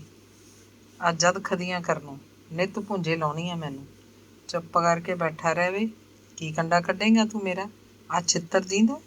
ਸਰਦਾਰੂ ਨੇ ਆਪਣੇ ਪੈਰ ਨੂੰ ਹੱਥ ਲਾਇਆ। ਜੁੱਤੀ ਦਿਖਾਉਣੀ ਹੈ ਤਾਂ ਆਪਣੀ ਸੱਸ ਹੀ ਕਰ, ਐਦੋਂ ਮੁੜ ਕੇ ਨਹੀਂ ਆਉਂਦਾ ਮੈਂ, ਬਸ ਤੁਹਾਡੇ। ਉਹਦੀ ਲਾਚੜ ਗਾਇਬ ਸੀ। ਨਹੀਂ ਆਏਗਾ, ਜੁੱਤੀ ਫੇਰ ਵੀ ਤਿਆਰ ਹੈ, ਕਿਉਂ ਨਹੀਂ ਆਏਗਾ। ਸਰਦਾਰੂ ਦੀ ਜੁੱਤੀ 'ਚ ਅੰਤਾਂ ਦਾ ਮੋਹ ਸੀ। ਤੇ ਫਿਰ ਖੱਡੂ ਨਾਲ ਸਰਦਾਰੂ ਦਾ ਪਾਜ ਖੁੱਲ੍ਹ ਗਿਆ। ਦੁੱਲਾ ਸਰਦਾਰੂ ਉੱਤੇ ਬੇਹੱਦ ਖਫਾ ਸੀ। ਖੱਡੂ ਉਸੇ ਦਿਨ ਘਰੋਂ ਭੱਜ ਗਿਆ। ਵੱਡੀ ਕੁੜੀ ਕਰਮੋਂ ਆਈ ਸੀ। ਖੱਡੂ ਨੂੰ ਉਹਦੇ ਵੱਡੇ ਭਰਾਵਾਂ ਕੋਲੋਂ ਬੁਲਾ ਕੇ ਉਹਦਾ ਵਿਆਹ ਕਰ ਦਿੱਤਾ ਗਿਆ, ਨਾਲ ਹੀ ਚੰਨੂ ਦਾ ਵਿਆਹ ਵੀ। ਜਿੰਨਾ ਚਿਰ ਤੱਕ ਖੱਡੂ ਨੂੰ ਘਰੋਂ ਕੱਢ ਨਹੀਂ ਦਿੱਤਾ ਗਿਆ, ਸਰਦਾਰੂ ਮਾਪਿਆਂ ਕੋਲ ਅਬੋਰ ਹੀ ਟਿਕੀ ਰਹੀ। ਫਿਰ ਮੈਂਗਲ ਦਾ ਚੰਨੂ ਨਾਲ ਸਾਥ ਹੋ ਗਿਆ। ਸਰਦਾਰੋ ਅਬੋਰ ਤੋਂ ਆ ਚੁੱਕੀ ਸੀ। ਦੁੱਲੇ ਨੇ ਕਈ ਊਠ ਵੇਚ ਦਿੱਤੇ। ਉਹਦਾ ਦਿਲ ਟੁੱਟ ਗਿਆ ਸੀ। ਸਰਦਾਰੋ ਨਾਲ ਬਸ ਉਹ ਨਿਭਾਉਂਦਾ ਹੀ ਸੀ। ਉਹਦੀ ਧੀ ਕਰਮੋਂ ਵੀ ਉਹਨੂੰ ਇਹ ਸਮਝਾ ਕੇ ਗਈ ਸੀ, ਕਹਿੰਦੀ ਸੀ, ਜਿਹੜਾ ਹੋ ਗਿਆ ਮਿੱਟੀ ਪਾ ਦੇ ਬਾਪੂ, ਬਹੁਤਾ ਕਲਪੇਂਗਾ ਤਾਂ ਤੇਰੀ ਦੇਹ ਘਟੂ। ਉਧਰ ਧੌਂਕਲ ਨੇ ਵੀ ਕਈ ਊਠ ਵੇਚ ਦਿੱਤੇ, 2-3 ਪਸ਼ੂ ਰੱਖੇ, ਬਸ ਉਹਦਾ ਜੂਨ ਗੁਜ਼ਾਰਾ ਹੋਈ ਜਾਂਦਾ। ਦੋ ਤਾਂ ਜੀ ਸਨ, ਕੋਈ ਜਵਾਕ ਜੱਲਾ ਨਹੀਂ ਸੀ। ਮੈਂਗਲ ਹੁਣ ਘਰ ਦੇ ਕੰਮਾਂ 'ਚ ਦਿਲਚਸਪੀ ਘੱਟ ਲੈਂਦਾ, ਫੇਰੇ ਤੋਰੇ ਤੇ ਬਹੁਤਾ ਰਹਿੰਦਾ।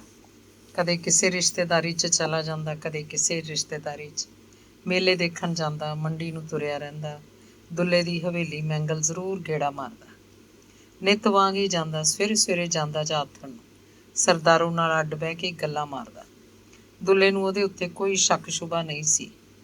ਉਹਦੇ ਲਈ ਤਾਂ ਮੈਂਗਲ ਚੰਨ ਵਾਂਗੂ ਸੀ। ਉਹਨੂੰ ਇਹ ਯਕੀਨ ਸੀ ਕਿ ਮੈਂਗਲ ਚੰਨੂ ਕਰਕੇ ਉਹਨਾਂ ਦੇ ਘਰ ਆਉਂਦਾ। ਮੈਂਗਲ ਚੰਨੂ ਦੀ ਬਹੂ ਵੱਲ ਕਦੇ ਅੱਖ ਭਰ ਕੇ ਨਹੀਂ ਝਾਕਿਆ ਸੀ। ਜਦੋਂ ਮੈਂਗਲ ਆਉਂਦਾ, ਗਾਨੀ ਆਪ ਹੀ ਉਹਦੇ ਸਾਹਮਣੇ ਨਹੀਂ ਆਉਂਦੀ ਸੀ। ਚੰਨੂ ਤੇ ਮੈਂਗਲ ਊਠ ਲੈ ਕੇ ਹੁਣ ਬੰਨਿਆਂ ਨੂੰ ਇਕੱਠੇ ਨਹੀਂ ਜਾਂਦੇ ਸੀ। ਮੈਂਗਲ ਤਾਂ ਊਠਾਂ ਦਾ ਕੰਮ ਲਗਭਗ ਛੱਡ ਹੀ ਚੁੱਕਾ ਸੀ। ਉਹ ਧੌਂਕਲ ਦੇ ਕਹਿਣੇ 'ਚ ਨਹੀਂ ਸੀ, ਮਨ ਮਰਜ਼ੀ ਕਰਦਾ। ਚੰਨੂ ਜ਼ਰੂਰ ਬੰਨੇ 'ਚ ਜਾਂਦਾ। ਇਹ 3-4 ਜੋ ਪਸ਼ੂ ਸਨ, ਉਸੇ ਤੇ ਸਨ। ਦੁੱਲਾ ਤਾਂ ਉਦਾਸ ਰਹਿੰਦਾ। ਉਹਨੂੰ ਊਠਾਂ 'ਚ ਕੋਈ ਦਿਲਚਸਪੀ ਨਹੀਂ ਰਹਿ ਗਈ ਸੀ। ਚੰਨੂ ਕੋਈ ਰਾਏ ਮਸ਼ਵਰਾ ਕਰਦਾ ਤਾਂ ਪਿਓ ਪੁੱਤ ਗੱਲਾਂ ਕਰ ਲੈਂਦੇ। ਚੰਨੂ ਇੱਕ ਸੱਜਰ ਸੂਈ ਮੱਝ ਵੀ ਲੈ ਆਇਆ। ਦੁੱਲੇ ਨੇ ਉਹਨੂੰ ਇਹ ਮੱਝ ਲੈ ਕੇ ਦਿੱਤੀ ਸੀ। ਅਖੇ ਬੋਤੀ ਦੇ ਦੁੱਧ ਨਾਲ ਕੀ ਬਣਦਾ, ਨਹਿਰੂ ਦੀ ਉਮਰ ਹੈ, ਇਹਨੂੰ ਮੈਂਸ ਦਾ ਦੁੱਧ ਦਿਆ ਕਰੋ, ਮੱਖਣੀ ਚਟਾਇਆ ਕਰੋ। ਗਾਨੀ ਸਹੁਰੀ ਇਹਨੇ ਵੀ ਕੀ ਦੇਖਿਆ ਆਪਣੇ ਘਰ ਦਾ, ਇਹ ਵੀ ਖੁੱਲ੍ਹਾ ਖਾਊ ਪੀਊਗੀ। ਲੱਸੀ ਹੋ ਜਾਇਆ ਕਰੂ, ਜੱਟਾਂ ਦੇ ਘਰੇ ਡਿਬਰਾ ਫੜ ਕੇ ਜਾਂਦੀ। ਅੰਦਰ ਗਤੀ ਦੁੱਲਾ ਇਹ ਵੀ ਚਾਹੁੰਦਾ ਸੀ ਕਿ ਸਰਦਾਰੋ ਖੁੱਲ੍ਹਾ ਖਾਵੇ ਪੀਵੇ ਤਾਂ ਕਿ ਉਹ ਖੁਸ਼ ਰਹੇ, ਉਹਦਾ ਜੀ ਲੱਗਿਆ ਰਹੇ, ਉਹ ਇੱਥੇ ਟਿਕੀ ਰਹੇ। ਉਹ ਚੜ੍ਹਦੇ ਤੋਂ ਚੜ੍ਹਦਾ ਕੱਪੜਾ ਪਹਿਨਦੀ, ਦੁੱਧ ਪੀਂਦੀ, ਦਾਲ ਸਬਜ਼ੀ 'ਚ ਘਿਓ ਉੱਤੋਂ ਦੀ ਤਰਦਾ। ਉਹਦੇ ਹੱਥਾਂ ਨੂੰ ਵਰਜਣ ਵਾਲਾ ਕੌਣ ਸੀ? 5 ਕਰੇ 50 ਕਰੇ। ਸਰਦਾਰੋ ਗਾਨੀ ਨੂੰ ਵੀ ਬਰਾਬਰ ਦਾ ਰੱਖਦੀ ਹੈ। ਉਹ ਖੁੱਲ੍ਹਾ ਸੁਭਾਅ ਸੀ ਸਰਦਾਰੋ ਦਾ। ਜਦੋਂ ਹੁਣ ਮੈਂਗਲ ਚੰਨੂ ਕੋਲ ਆਉਂਦਾ ਸਰਦਾਰੋ ਉਹਨਾਂ ਕੋਲ ਆ ਬੈਠਦੀ। ਉਹ ਇੱਧਰ ਉੱਧਰ ਦੀਆਂ ਸਧਾਰਨ ਗੱਲਾਂ ਕਰਦੇ। ਦੁੱਲਾ ਚੁਬਾਰੇ 'ਚੋਂ ਥੱਲੇ ਨਹੀਂ ਉਤਰਦਾ ਸੀ, ਜਾਂ ਬਸ ਖੂਹ ਦੀ ਚੌਕੜੀ 'ਤੇ ਜਾ ਬੈਠਦਾ ਤੇ ਲੋਕਾਂ ਦੀਆਂ ਗੱਲਾਂ ਸੁਣਦਾ। ਜਦੋਂ ਚੰਨੂ ਉੱਠ ਕੇ ਹਵੇਲੀ ਵਿੱਚ ਹੀ ਕਿਧਰੇ ਇੱਧਰ ਉੱਧਰ ਜਾਂਦਾ ਤਾਂ ਸਰਦਾਰੋ ਮੈਂਗਲ ਕੋਲ ਆਪਣਾ ਦੁੱਖ ਲੈ ਕੇ ਬੈਠ ਜਾਂਦੀ, ਅੱਖਾਂ ਭਰ ਲੈਂਦੀ, ਖੱਡੂ ਦੀਆਂ ਗੱਲਾਂ ਕਰਦੀ। ਉਹਨੂੰ ਬਹੁਤ ਹੀ ਯਾਦ ਆਉਂਦਾ ਸੀ, ਉਹਦੇ ਦਿਲ 'ਚੋਂ ਨਿਕਲਦਾ ਨਹੀਂ ਸੀ। ਇੱਕ ਦਿਨ ਮੈਂਗਲ ਉਹਨੂੰ ਕਹਿਣ ਲੱਗਾ, ਮਾਸੀ ਤੂੰ ਉੱਧਰ ਨਾ, ਉਹ ਤਾਂ ਹੁਣ ਆਉਂਦਾ ਨਹੀਂ। ਪਿਓ ਨੇ ਜਦੋਂ ਇੱਕ ਵਾਰੀ ਧੱਕਾ ਦੇ ਦਿੱਤਾ, ਨਾਲੇ ਉਹਦਾ ਛੱਡ ਖਹਿੜਾ, ਜਿਵੇਂ ਤੂੰ ਉਹਨੂੰ ਦਿਲ 'ਚ ਲਈ ਬੈਠੀ ਹੈ, ਕੀ ਪਤਾ ਉਹ ਤੈਨੂੰ ਯਾਦ ਕਰਦਾ ਕਿ ਨਹੀਂ। ਉਹਦਾ ਵਿਆਹ ਹੋ ਗਿਆ, ਉਹ ਤਾਂ ਆਪਦੀ ਤੀਵੀਂ ਦਾ ਹੈ ਹੁਣ ਮਾਸੀ। ਹਾਏ ਵੇ ਕੀ ਕਰਾਂ ਮੈਂ, ਕਿੱਧਰ ਨੂੰ ਜਾਵਾਂ? ਇਉਂ ਕਿਵੇਂ ਕੱਢਦੇ ਅੰਦਰੋਂ ਉਹਨੂੰ? ਫਿਰ ਕਿਵੇਂ ਦਿਨ ਨਿਕਲਣਗੇ ਤੇਰੇ? ਉਹਨੇ ਆਉਣਾ ਨਹੀਂ, ਤੂੰ ਦਿਲ ਧਰਨਾ ਨਹੀਂ, ਇਉਂ ਤਾਂ ਫਿਰ ਜ਼ਿੰਦਗਾਨੀ ਰੁਲ ਜੂਗੀ ਤੇਰੀ। ਮੈਨੂੰ ਇਸ ਦੁੱਲੇ 'ਚੋਂ ਬੁੱਢੇ ਬੋ ਕਰਗਾ ਮੁਸ਼ਕ ਮਾਰਦਾ। ਇਹਦੇ ਗੰਦੇ ਸਾਹ ਮੇਰੀਆਂ ਨਾਸਾਂ ਨੂੰ ਚੜ੍ਹ ਜਾਂਦੇ ਨੇ। ਹੌਂਕਦਾ ਫਿਰ, ਜਿਵੇਂ ਦੂਰੋਂ ਭੱਜ ਕੇ ਆਇਆ ਖਰਸ ਖਾਦਾ ਕੁੱਤਾ ਸਾਹ ਲੈਂਦਾ ਹੋਵੇ। ਮੇਰੀ ਸੋਨੇ ਵਰਗੀ ਤੇ ਭੰਗ ਦੇ ਪਹਾੜੇ ਰੁੜੀ ਜਾਂਦੀ ਹੈ। ਤੂੰ ਐਂ ਕਰ ਮਾਸੀ, ਤੜਕੇ ਲੋ ਲੱਗਣ ਤੋਂ ਪਹਿਲਾਂ ਜਦੋਂ ਗੇਂਦਾ ਝਿਓਰ ਪਹਿਲਾ ਬੋਕਾ ਲਾਉਂਦਾ ਤੇ ਉੱਚਾ ਬੋਲ ਕੱਢਦਾ ਹੈ, ਰਾਮ ਬਈ ਓਏ, ਉਦੋਂ ਉੱਠ ਖੜੀ। ਕਹਿ ਕੇ ਮੈਂਗਲ ਚੁੱਪ ਹੋ ਗਿਆ ਤੇ ਸਰਦਾਰੋ ਦੇ ਮੂੰਹ ਵੱਲ ਝਾਕਣ ਲੱਗਿਆ। ਸਰਦਾਰੋ ਦੀਆਂ ਅੱਖਾਂ ਚੌੜੀਆਂ ਹੋ ਗਈਆਂ, ਚਿਹਰਾ ਗੰਭੀਰ ਸੀ। ਬੋਲੀ, ਹਾਂ ਗਾਂ ਗੱਲ ਕਰ। ਮੈਂ ਉਧਰੋਂ ਖੇਤਾਂ ਬੰਨੀ ਦੀ ਆਊਂ, ਕੰਧ ਟੱਪੂੰਗਾ ਮੈਂ। ਮੈਂਗਲ ਨੇ ਗੱਲ ਕਹਿ ਕੇ ਦੂਜੇ ਪਾਸੇ ਮੂੰਹ ਪੁਆ ਲਿਆ। ਆਪਣੀ ਜਾਨ 'ਚ ਦੇਖਣ ਲੱਗਿਆ ਕਿ ਕੋਈ ਨੇੜੇ ਤੇੜੇ ਸੁਣਦਾ ਤਾਂ ਨਹੀਂ। ਅਸਲ 'ਚ ਉਹਦਾ ਮਨ ਥਾਲੀ ਦੇ ਪਾਣੀ ਵਾਂਗ ਡੋਲ ਗਿਆ ਸੀ ਇਹ ਗੱਲ ਕਹਿ ਕੇ। ਡਰ ਸੀ ਪਤਾ ਨਹੀਂ ਉਹ ਕੀ ਜਵਾਬ ਦੇਵੇਗੀ। ਸਰਦਾਰੋ ਰੋਣ ਲੱਗ ਪਈ, ਤ੍ਰਿਪ ਤ੍ਰਿਪ ਹੰਝੂ ਡਿੱਗੀ ਜਾਣ। ਉਹਦੇ ਵੱਲ ਲਗਾਤਾਰ ਝਾਕ ਵੀ ਰਹੀ ਸੀ। ਉਹਦੀਆਂ ਅੱਖਾਂ ਟਾਂਡੇ ਦੀਆਂ ਅੱਖਾਂ ਵਾਂਗ ਫੈਲੀਆਂ ਹੋਈਆਂ ਸਨ। ਅੱਖਾਂ ਵਿੱਚ ਹੀ ਉਹ ਕੀ ਕਹਿ ਰਹੀ ਸੀ, ਕੀ ਪੁੱਛ ਰਹੀ ਸੀ, ਮੈਂਗਲ ਨੂੰ ਕੋਈ ਸਮਝ ਨਹੀਂ ਸੀ ਆ ਰਹੀ। ਉਹ ਉੱਥੋਂ ਉੱਠਿਆ ਤੇ ਚੌਗਾਨ ਵੱਲ ਚੰਨੂ ਕੋਲ ਚਲਾ ਗਿਆ। ਉਹਦੇ ਨਾਲ ਬੇਮਤਲਬ ਜਿਹੀਆਂ 2-4 ਗੱਲਾਂ ਕੀਤੀਆਂ, ਫਿਰ ਹਵੇਲੀ 'ਚੋਂ ਬਾਹਰ ਹੋ ਗਿਆ।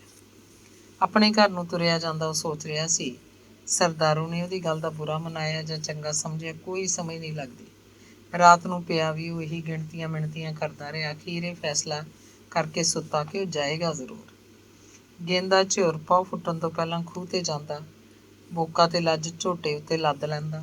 ਝੋਟੀ ਦੀ ਬੀਂਡੀ ਵੀ ਉਹਦਾ ਛੋਟਾ ਮੁੰਡਾ ਉਹਦੇ ਨਾਲ ਹੁੰਦਾ। ਉਹਦੇ ਵਾਂਗ ਹੀ ਹੱਡਾਂ ਪੈਰਾਂ ਦਾ ਖੁੱਲ੍ਹਾ ਸੀ ਤੇ ਸਰੀਰ ਦਾ ਨਰੋਆ। ਬੀਂਡੀ ਵਿੱਚ ਕਿੱਲੀ ਫਸਾ ਕੇ ਛਾਲ ਮਾਰਦਾ ਤੇ ਲੱਜ ਉੱਤੇ ਬੈਠ ਜਾਂਦਾ। ਗੇਂਦਾ ਜਦੋਂ ਪਹਿਲਾ ਬੋਕਾ ਖੂਹ 'ਚ ਛੱਡਦਾ ਤਾਂ ਉੱਚਾ ਉੱਚਾ ਬੋਲ ਕੇ ਕੋਈ ਰਾਗ ਲਾਪਦਾ। ਉਹਦਾ ਬੋਲ ਸਾਰੇ ਪਿੰਡ 'ਚ ਸੁਣਦਾ ਸੀ। ਬੋਕਾ ਭਰ ਕੇ ਤਾਂ ਆਉਂਦਾ ਤਾਂ ਬਹੁਤ ਉੱਚਾ ਬੋਲਦਾ, ਰਾਮ ਬਈ ਓਏ। ਗੇਂਦੇ ਦਾ ਬੋਲ ਸੁਣ ਕੇ ਸੁਆਣੀਆਂ ਆਪਣੇ ਮੰਜੇ ਛੱਡਦੀਆਂ, ਕੰਮਾਂ ਧੰਦਿਆਂ 'ਚ ਜੁਟ ਜਾਂਦੀਆਂ। ਗੇਂਦਾ ਬੋਕੇ ਡੋਲਦਾ ਰਹਿੰਦਾ, ਪਾਣੀ 'ਚ ਬੱਚੇ 'ਚ ਭਰੀ ਜਾਂਦਾ। ਪਿੰਡ ਦੀਆਂ ਬਹੂਆਂ ਤੇ ਕੁੜੀਆਂ ਬੁੜੀਆਂ ਤੌੜੇ ਲੈ ਕੇ ਆਉਂਦੀਆਂ, ਚਬੱਚੇ ਦੀ ਟੂਟੀ ਛੱਡ ਕੇ ਤੌੜਾ ਭਰਦੀਆਂ। ਉਹਨਾਂ ਦਿਨਾਂ 'ਚ ਥੰਮਣ ਵਾਲੇ ਬਹੁਤ ਘੱਟ ਨਲਕੇ ਸਨ। ਪਹੁੰਚ ਵਾਲੇ ਘਰਾਂ 'ਚ ਹੀ ਨਲਕੇ ਲੱਗੇ ਹੁੰਦੇ। ਆਮ ਲੋਕ ਖੂਹ ਦਾ ਪਾਣੀ ਵਰਤਦੇ। ਜਦੋਂ ਦਿਨ ਖਾਸਾ ਚੜ੍ਹ ਜਾਂਦਾ ਤੇ ਔਰਤਾਂ ਘੜੇ ਲਿਜਾਣੋਂ ਹਟ ਜਾਂਦੀਆਂ ਤੇ ਫਿਰ ਗੇਂਦਾ ਮਸ਼ਕਾਂ ਭਰ ਭਰ ਆਪ ਕੁਝ ਲੋਕਾਂ ਦੇ ਘਰੇ ਜਾਂਦਾ। ਇਹ ਉਹ ਘਰ ਹੁੰਦੇ ਜਿਨ੍ਹਾਂ ਦੀਆਂ ਔਰਤਾਂ ਖੂਹ 'ਤੇ ਨਹੀਂ ਜਾਂਦੀਆਂ ਸੀ। ਆਰਥਿਕ ਪੱਖੋਂ ਤਕੜੇ ਲੋਕ ਹੁੰਦੇ। ਕੁਝ ਲੋਕ ਉਹ ਵੀ ਸਨ ਜਿਨ੍ਹਾਂ ਦੇ ਪੰਪਾਂ ਦੇ ਪਾਣੀ ਸੁਆਦ ਨਹੀਂ ਸਨ। ਪੀਣ ਵਾਸਤੇ ਉਹ ਖੂਹ ਦਾ ਪਾਣੀ ਵਰਤਦੇ। ਇਸ ਖੂਹ ਦਾ ਪਾਣੀ ਮਿੱਠਾ ਸੀ, ਮਿਸ਼ਰੀ ਵਰਗਾ, ਠੰਡਾ ਬਰਫ਼ ਜਿਹਾ, ਗਰਮੀ 'ਚ ਠੰਡਾ ਤੇ ਸਰਦੀ ਵਿੱਚ ਨਿੱਘਾ। ਉਸ ਰਾਤ ਮੈਂਗਲ ਨੂੰ ਚੈਨ ਨਹੀਂ ਸੀ। ਉਹ ਪਹੁ ਫੁੱਟਣ ਤੋਂ ਪਹਿਲਾਂ ਉੱਠ ਖੜਾ। ਗੇਂਦੇ ਦੇ ਬੋਲ ਤਾਂ ਕਿਧਰੇ ਵੀ ਨਹੀਂ ਸੀ ਸੁਣਨ ਲੱਗੇ। ਉਹਨੂੰ ਭੁਲੇਖਾ ਪੈਂਦਾ ਜਿਵੇਂ ਗੇਂਦਾ ਬੋਲਦਾ ਹੋਵੇ। ਉਹ ਉੱਠਿਆ ਤੇ ਘਰੋਂ ਬਾਹਰ ਹੋ ਗਿਆ। ਅਸਮਾਨ 'ਚ ਚੰਦ ਨਹੀਂ ਸੀ, ਤਾਰਿਆਂ ਦੀ ਛਾਂ ਸੀ। ਪਿੰਡ ਦੀਆਂ ਗਲੀਆਂ ਵਿੱਚ ਦੀ ਗੁਜ਼ਰਦਾ ਉਹ ਖੂਹ ਕੋਲ ਆ ਖੜਾ। ਰਾਹ 'ਚ ਉਹਨੂੰ ਕਈ ਕੁੱਤੇ ਭੌਂਕੇ। ਖੜਾ ਖੜਾ ਉਹ ਅਸਮਾਨ ਵੱਲ ਝਾਕਿਆ। ਕੋਈ ਪਤਾ ਨਹੀਂ ਸੀ ਲੱਗ ਰਿਹਾ ਰਾਤ ਕਿੰਨੀ ਕੁ ਰਹਿੰਦੀ ਹੈ, ਕਿੰਨੀ ਕੁ ਲੰਘ ਗਈ ਹੈ। ਉਹਦੇ ਕੋਲ ਕਿਹੜਾ ਕੋਈ ਘੜੀ ਸੀ। ਉਹਨਾਂ ਦਿਨਾਂ 'ਚ ਪਿੰਡ ਦੇ 5-7 ਬੰਦਿਆਂ ਕੋਲ ਹੀ ਘੜੀਆਂ ਸਨ। ਗੇਂਦਾ ਹਲੇ ਆਇਆ ਨਹੀਂ ਸੀ। ਉਹ ਖੂਹ ਦੀ ਮੌਣ ਦੇ ਨਾਲ ਲੱਗ ਕੇ ਬੈਠ ਗਿਆ। ਮੌਣ ਉੱਚੀ ਸੀ। ਮੌਣ ਦੀ ਛਾਂ 'ਚ ਬੈਠਾ ਬੰਦਾ ਹੋਰ ਕਿਸੇ ਨੂੰ ਨਹੀਂ ਦਿਸਦਾ ਹੋਏਗਾ। ਉਹ ਗੇਂਦੇ ਨੂੰ ਉਡੀਕ ਰਿਹਾ ਸੀ। ਖਾਸਾ ਚਿਰ ਲੰਘ ਗਿਆ। ਉਹਨੂੰ ਲੱਗਿਆ ਕੀ ਹੈ, ਗੇਂਦੇ ਨੇ ਅੱਜ ਖੂਹ 'ਤੇ ਨਾ ਹੀ ਚੜ੍ਹਨਾ ਹੋਵੇ। ਉਹਦਾ ਜੀਅ ਕਰਦਾ ਸੀ ਉਹ ਸਿੱਧਾ ਹੀ ਹਵੇਲੀ ਵੱਲ ਜਾਵੇ, ਦਰਵਾਜ਼ੇ ਦੇ ਤਖਤੇ ਤੋੜ ਕੇ ਅੰਦਰ ਸਰਦਾਰੋ ਨੂੰ ਜਾ ਮਿਲੇ। ਦੂਜੇ ਬਿੰਦੂ ਸੋਚਦਾ ਇਉਂ ਕਿਵੇਂ ਹੋ ਸਕਦਾ, ਤਖਤੇ ਤਾਂ ਟੁੱਟਣੇ ਨਹੀਂ। ਤੇ ਫਿਰ ਉਹਨੇ ਟੱਲੀ ਦੀ ਆਵਾਜ਼ ਸੁਣੀ। ਹਨੇਰੇ 'ਚ ਦਿਸਦਾ ਕੁਝ ਨਹੀਂ ਸੀ। ਟੱਲੀ ਦੀ ਆਵਾਜ਼ ਨੇੜੇ ਹੋ ਗਈ। ਉਹਨੇ ਸੁਣਿਆ ਆਵਾਜ਼ ਇੱਧਰ ਨੂੰ ਆ ਰਹੀ ਸੀ। ਗੇਂਦਾ ਵੀ ਕੁਝ ਬੋਲਦਾ ਆਉਂਦਾ ਸੁਣਿਆ। ਮੈਂਗਲ ਖੂਹ ਦੀ ਮੌਣ ਤੋਂ ਪਰਾਂ ਪਰਛਾਵੇਂ ਵਾਂਗ ਖੇਤ ਵੱਲ ਖਿਸਕ ਗਿਆ। ਚੌਗਾਨ ਦੇ 3 ਪਾਸੇ ਬੰਦੇ ਤੋਂ ਉੱਚੀ ਪੱਕੀ ਕੰਧ ਸੀ। ਉਹ ਖੇਤਾਂ ਵੱਲੋਂ ਮੁੜ ਕੇ ਆਇਆ ਤੇ ਕੰਧ ਦੇ ਕੋਲ ਹੋ ਕੇ ਬੈਠ ਗਿਆ, ਜਿਵੇਂ ਕੋਈ ਜੰਗਲ ਪਾਣੀ ਬੈਠਾ ਹੋਵੇ। ਖਾਸਾ ਚਿਰ ਇੰਝ ਹੀ ਬੈਠਾ ਰਿਹਾ, ਉਡੀਕ ਰਿਹਾ ਸੀ ਗੇਂਦੇ ਦੀ ਆਵਾਜ਼ ਖੂਹ ਵੱਲੋਂ ਕਦੋਂ ਆਉਂਦੀ ਹੈ। ਤੇ ਫਿਰ ਗੇਂਦੇ ਦਾ ਉੱਚਾ ਬੋਲ ਸੁਣਾਈ ਦਿੱਤਾ, ਰਾਮ ਬਈ ਓਏ। ਮੈਂਗਲ ਕੰਧ ਵੱਲ ਝਾਕਣ ਲੱਗਿਆ। ਮੁਕੰਦ ਸਿੰਘ ਨੇ ਇੱਟਾਂ ਦੀ ਟੀਪ ਕਰਾਈ ਹੋਏਗੀ। ਚੂਨੇ ਦੀ ਟੀਪ ਸੀ। ਉਹਨਾਂ ਦਿਨਾਂ 'ਚ ਸੀਮੈਂਟ ਆਮ ਨਹੀਂ ਮਿਲਦਾ ਸੀ। ਚੂਨੇ ਨੂੰ ਹੀ ਬਹੁਤ ਮਜ਼ਬੂਤ ਸਮਝਿਆ ਜਾਂਦਾ। ਇੱਟਾਂ ਦੀ ਚਿਣਾਈ ਵੀ ਚੂਨੇ ਵਿੱਚ ਸੀ ਤੇ ਟੀਪ ਦਾ ਚੂਨਾ ਥਾਂ ਥਾਂ ਤੋਂ ਉਖੜਿਆ ਹੋਇਆ ਸੀ। ਦਰਜਾਂ ਵਿੱਚ ਪੈਰ ਦਾ ਅੰਗੂਠਾ ਅੜਕ ਸਕਦਾ। ਉਹ ਬਾਂਦਰ ਵਾਂਗ ਟਪੂਸੀ ਮਾਰ ਕੇ ਕੰਧ 'ਤੇ ਜਾ ਬੈਠਾ। ਦੂਜੇ ਪਾਸੇ ਇੱਕ ਪਰਛਾਵਾਂ ਪਹਿਲਾਂ ਹੀ ਤਿਆਰ ਖੜਾ ਉਹਨੂੰ ਉਡੀਕ ਰਿਹਾ ਸੀ। ਉਹਨੇ ਕੰਧ ਤੋਂ ਥੱਲੇ ਥਬੂਕਾ ਮਾਰਿਆ। ਅੰਗ 10ਵਾਂ। ਹਾੜ ਹੋਵੇ ਸਿਆਲ ਹੋਵੇ, ਗੇਂਦੇ ਝਿਉਰ ਦਾ ਪਹਿਲਾ ਬੋਲ ਰਾਮ ਬਈ ਉਹਨਾਂ ਦਾ ਪੱਕਾ ਟੀਚਾ ਸੀ। ਸਿਆਲਾਂ 'ਚ ਚੰਨੂ ਤੇ ਗਾਨੀ ਸਬਾਤਾਂ 'ਚ ਪੈਂਦੇ। ਹਾੜਾਂ 'ਚ ਵਿਹੜਾ ਖੁੱਲ੍ਹਾ ਸੀ। ਉੱਧਰ ਚੌਗਾਨ 'ਚ ਰਾਤ ਨੂੰ ਕੋਈ ਨਾ ਹੁੰਦਾ। ਮੈਂਗਲ ਵੱਡੇ ਤੜਕੇ ਜਦੋਂ ਮੂੰਹ ਹਾਲੇ ਦਿਸਦਾ ਨਾ ਹੁੰਦਾ, ਚੌਗਾਨ ਦੀ ਕੰਧ ਟੱਪਦਾ ਸਰਦਾਰੋ ਨੂੰ ਆ ਮਿਲਦਾ। ਉਹ ਦਰਖਤਾਂ ਦੀ ਛਾਂ 'ਚ ਹੋ ਜਾਂਦੇ। ਫਿਰ ਤਾਂ ਮੈਂਗਲ ਕਈ ਦਿਨ ਪਿੱਛੋਂ ਕੰਧ ਟੱਪਦਾ। ਜਿਸ ਦਿਨ ਉਹਨੇ ਕੰਧ ਟੱਪਣੀ ਹੁੰਦੀ, ਉਹ ਇੱਕ ਦਿਨ ਪਹਿਲਾਂ ਉਹਨਾਂ ਦੀ ਹਵੇਲੀ ਆਉਂਦਾ। ਸਰਦਾਰੋ ਬਿਨਾਂ ਕਹੇ ਸਮਝ ਜਾਂਦੀ ਕਿ ਕੱਲ੍ਹ ਨੂੰ ਕੰਧ ਟੱਪਣੀ ਹੈ। ਜਦੋਂ ਵੀ ਆਉਂਦਾ ਉਹ ਚਾਹ ਧਰ ਲੈਂਦੀ। ਚਾਹ 'ਚ ਬੋਤੀ ਦਾ ਦੁੱਧ ਪਾਉਂਦੀ। ਬੋਤੀ ਦੇ ਦੁੱਧ ਦੀ ਚਾਹ ਮੈਂਗਲ ਨੂੰ ਸਵਾਦ ਲੱਗਦੀ ਸੀ। ਚੰਨੂ ਤੇ ਮੈਂਗਲ ਚਾਹ ਪੀਂਦੇ। ਸਰਦਾਰੋ ਉਹਨਾਂ ਕੋਲ ਸਧਾਰਨ ਜਿਹਾ ਬੈਠ ਜਾਂਦੀ, ਮਾੜੀ ਮੋਟੀ ਗੱਲ ਕਰਦੀ, ਫਿਰ ਉੱਠ ਖੜ੍ਹਦੀ, ਬਹੂ ਕੋਲ ਜਾ ਬੈਠਦੀ। ਨੂੰਹ ਸੱਸ ਨਹਿਰੂ ਨਾਲ ਨਿੱਕੀਆਂ ਨਿੱਕੀਆਂ ਗੱਲਾਂ ਕਰਦੀਆਂ। ਲੱਗਦਾ ਜਿਵੇਂ ਮੈਂਗਲ ਵੱਲ ਸਰਦਾਰੋ ਦਾ ਕੋਈ ਧਿਆਨ ਹੀ ਨਾ ਹੋਵੇ। ਇੱਕ ਸਵੇਰ ਚੌਗਾਨ ਦੇ ਹਨੇਰੇ 'ਚ ਉਹਨਾਂ ਨੇ ਝੇੜਾ ਕੀਤਾ ਕਿ ਇਉਂ ਕਿੰਨਾ ਕੁ ਚਿਰ ਉਹ ਇਸ ਤਰ੍ਹਾਂ ਚੋਰਾਂ ਵਾਂਗ ਮਿਲਦੇ ਰਹਿਣਗੇ। ਮੈਂਗਲ ਕਹਿ ਰਿਹਾ ਸੀ, ਆਹ ਸਾਲੀ ਕੰਧ ਟੱਪਣੀ ਬੜੀ ਔਖੀ ਲੱਗਦੀ ਹੈ। ਕਿਉਂ, ਹਾਰ ਗਿਆ ਤੂੰ? ਸਰਦਾਰੋ ਨੇ ਉਹਦਾ ਮੋਢਾ ਫੜਿਆ। ਨਹੀਂ, ਹਾਰਿਆ ਤਾਂ ਮੇਰਾ ਕਿਹੜਾ ਪਾਸਾ ਹੈ, ਪਰ ਕੋਈ ਹੋਰ ਢੰਗ ਨਹੀਂ ਹੋ ਸਕਦਾ। ਹੋਰ ਕਿਵੇਂ? ਬਈ ਹੋਰ ਕਿਧਰੇ ਮਿਲਿਆ ਕਰੀਏ ਆਪਾਂ। ਹਾਂ, ਇਹੀ ਮੈਂ ਕਹਿੰਦੀ ਹਾਂ। ਜਦੋਂ ਮੈਂ ਦੁੱਲੇ ਕੋਲੋਂ ਉੱਠ ਕੇ ਆਉਂਦੀ ਹਾਂ, ਮੈਨੂੰ ਡਰ ਜਾ ਰਹਿੰਦਾ, ਜਿਵੇਂ ਉਹ ਮੇਰੇ ਮਗਰ ਆ ਰਿਹਾ ਹੋਵੇ।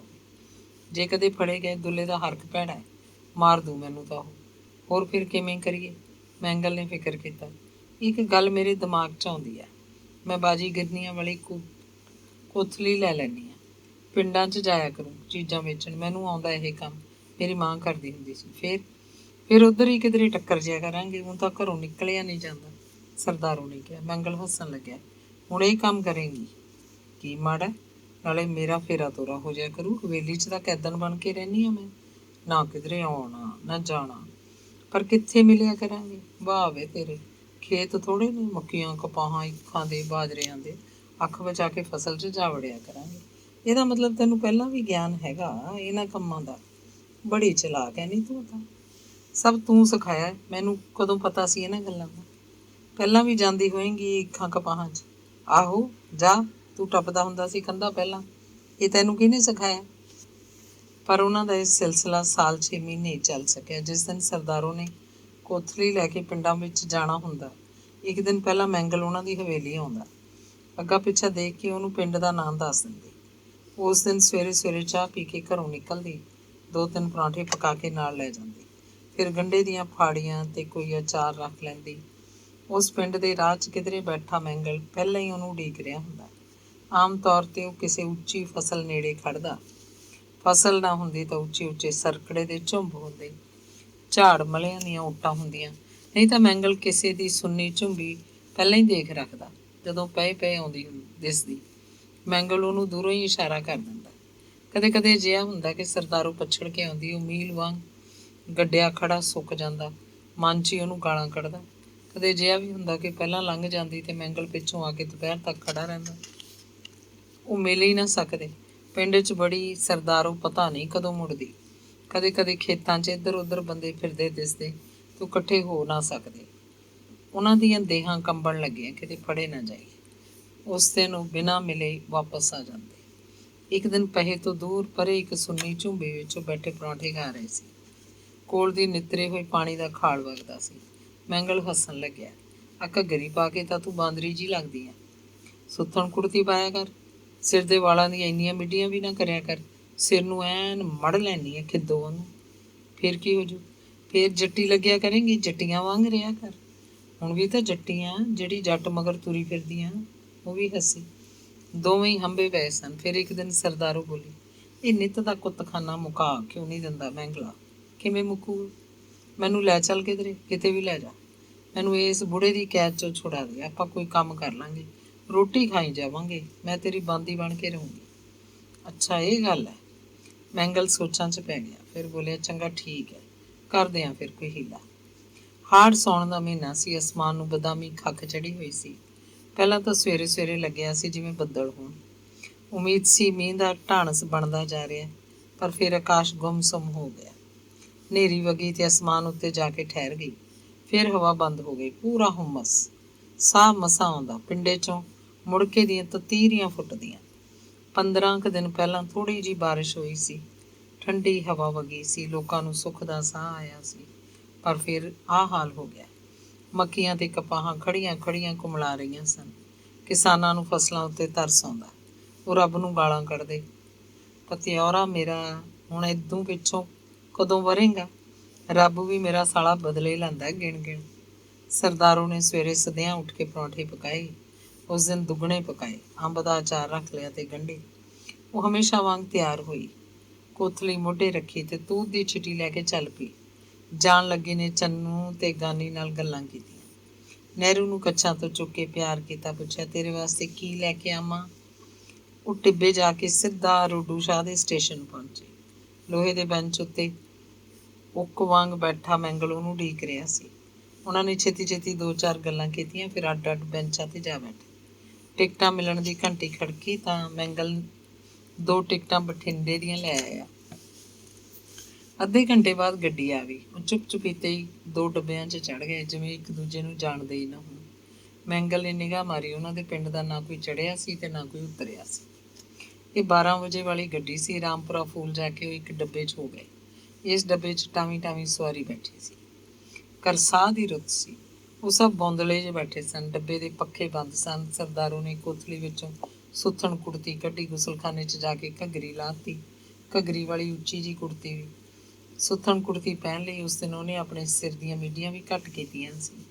ਇੱਕ ਦਿਨ ਪਹਿਲਾਂ ਹੀ ਸਿਰ ਨਹਾਤੀ ਸੀ। ਦੁੱਲੇ ਦੇ ਖਹਿੜੇ ਪੈ ਕੇ ਉਹਨੇ ਇਹ ਸੁੱਥਣ ਕੁੜਤੀ ਸਲਵਾਈ ਸੀ। ਘੱਗਰੀ ਕੁੜਤੀ ਗੁੱਛਾ ਮੁੱਛਾ ਕਰਕੇ ਉਹਨੇ ਕੋਥਲੀ 'ਚ ਪਾ ਲਈ।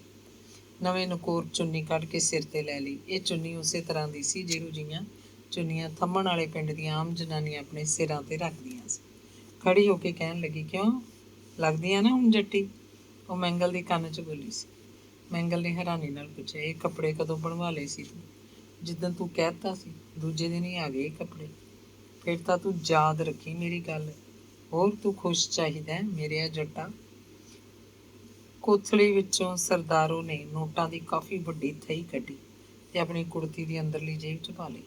ਉਹਨਾਂ ਦਿਨਾਂ 'ਚ ਕੁੜਤੀ ਨੂੰ ਖੱਬੀ ਵੱਖੀ ਵਾਲੇ ਪਾਸੇ ਅੰਦਰਲੀ ਜੇਬ ਲਵਾਉਣ ਦਾ ਰਿਵਾਜ ਸੀ।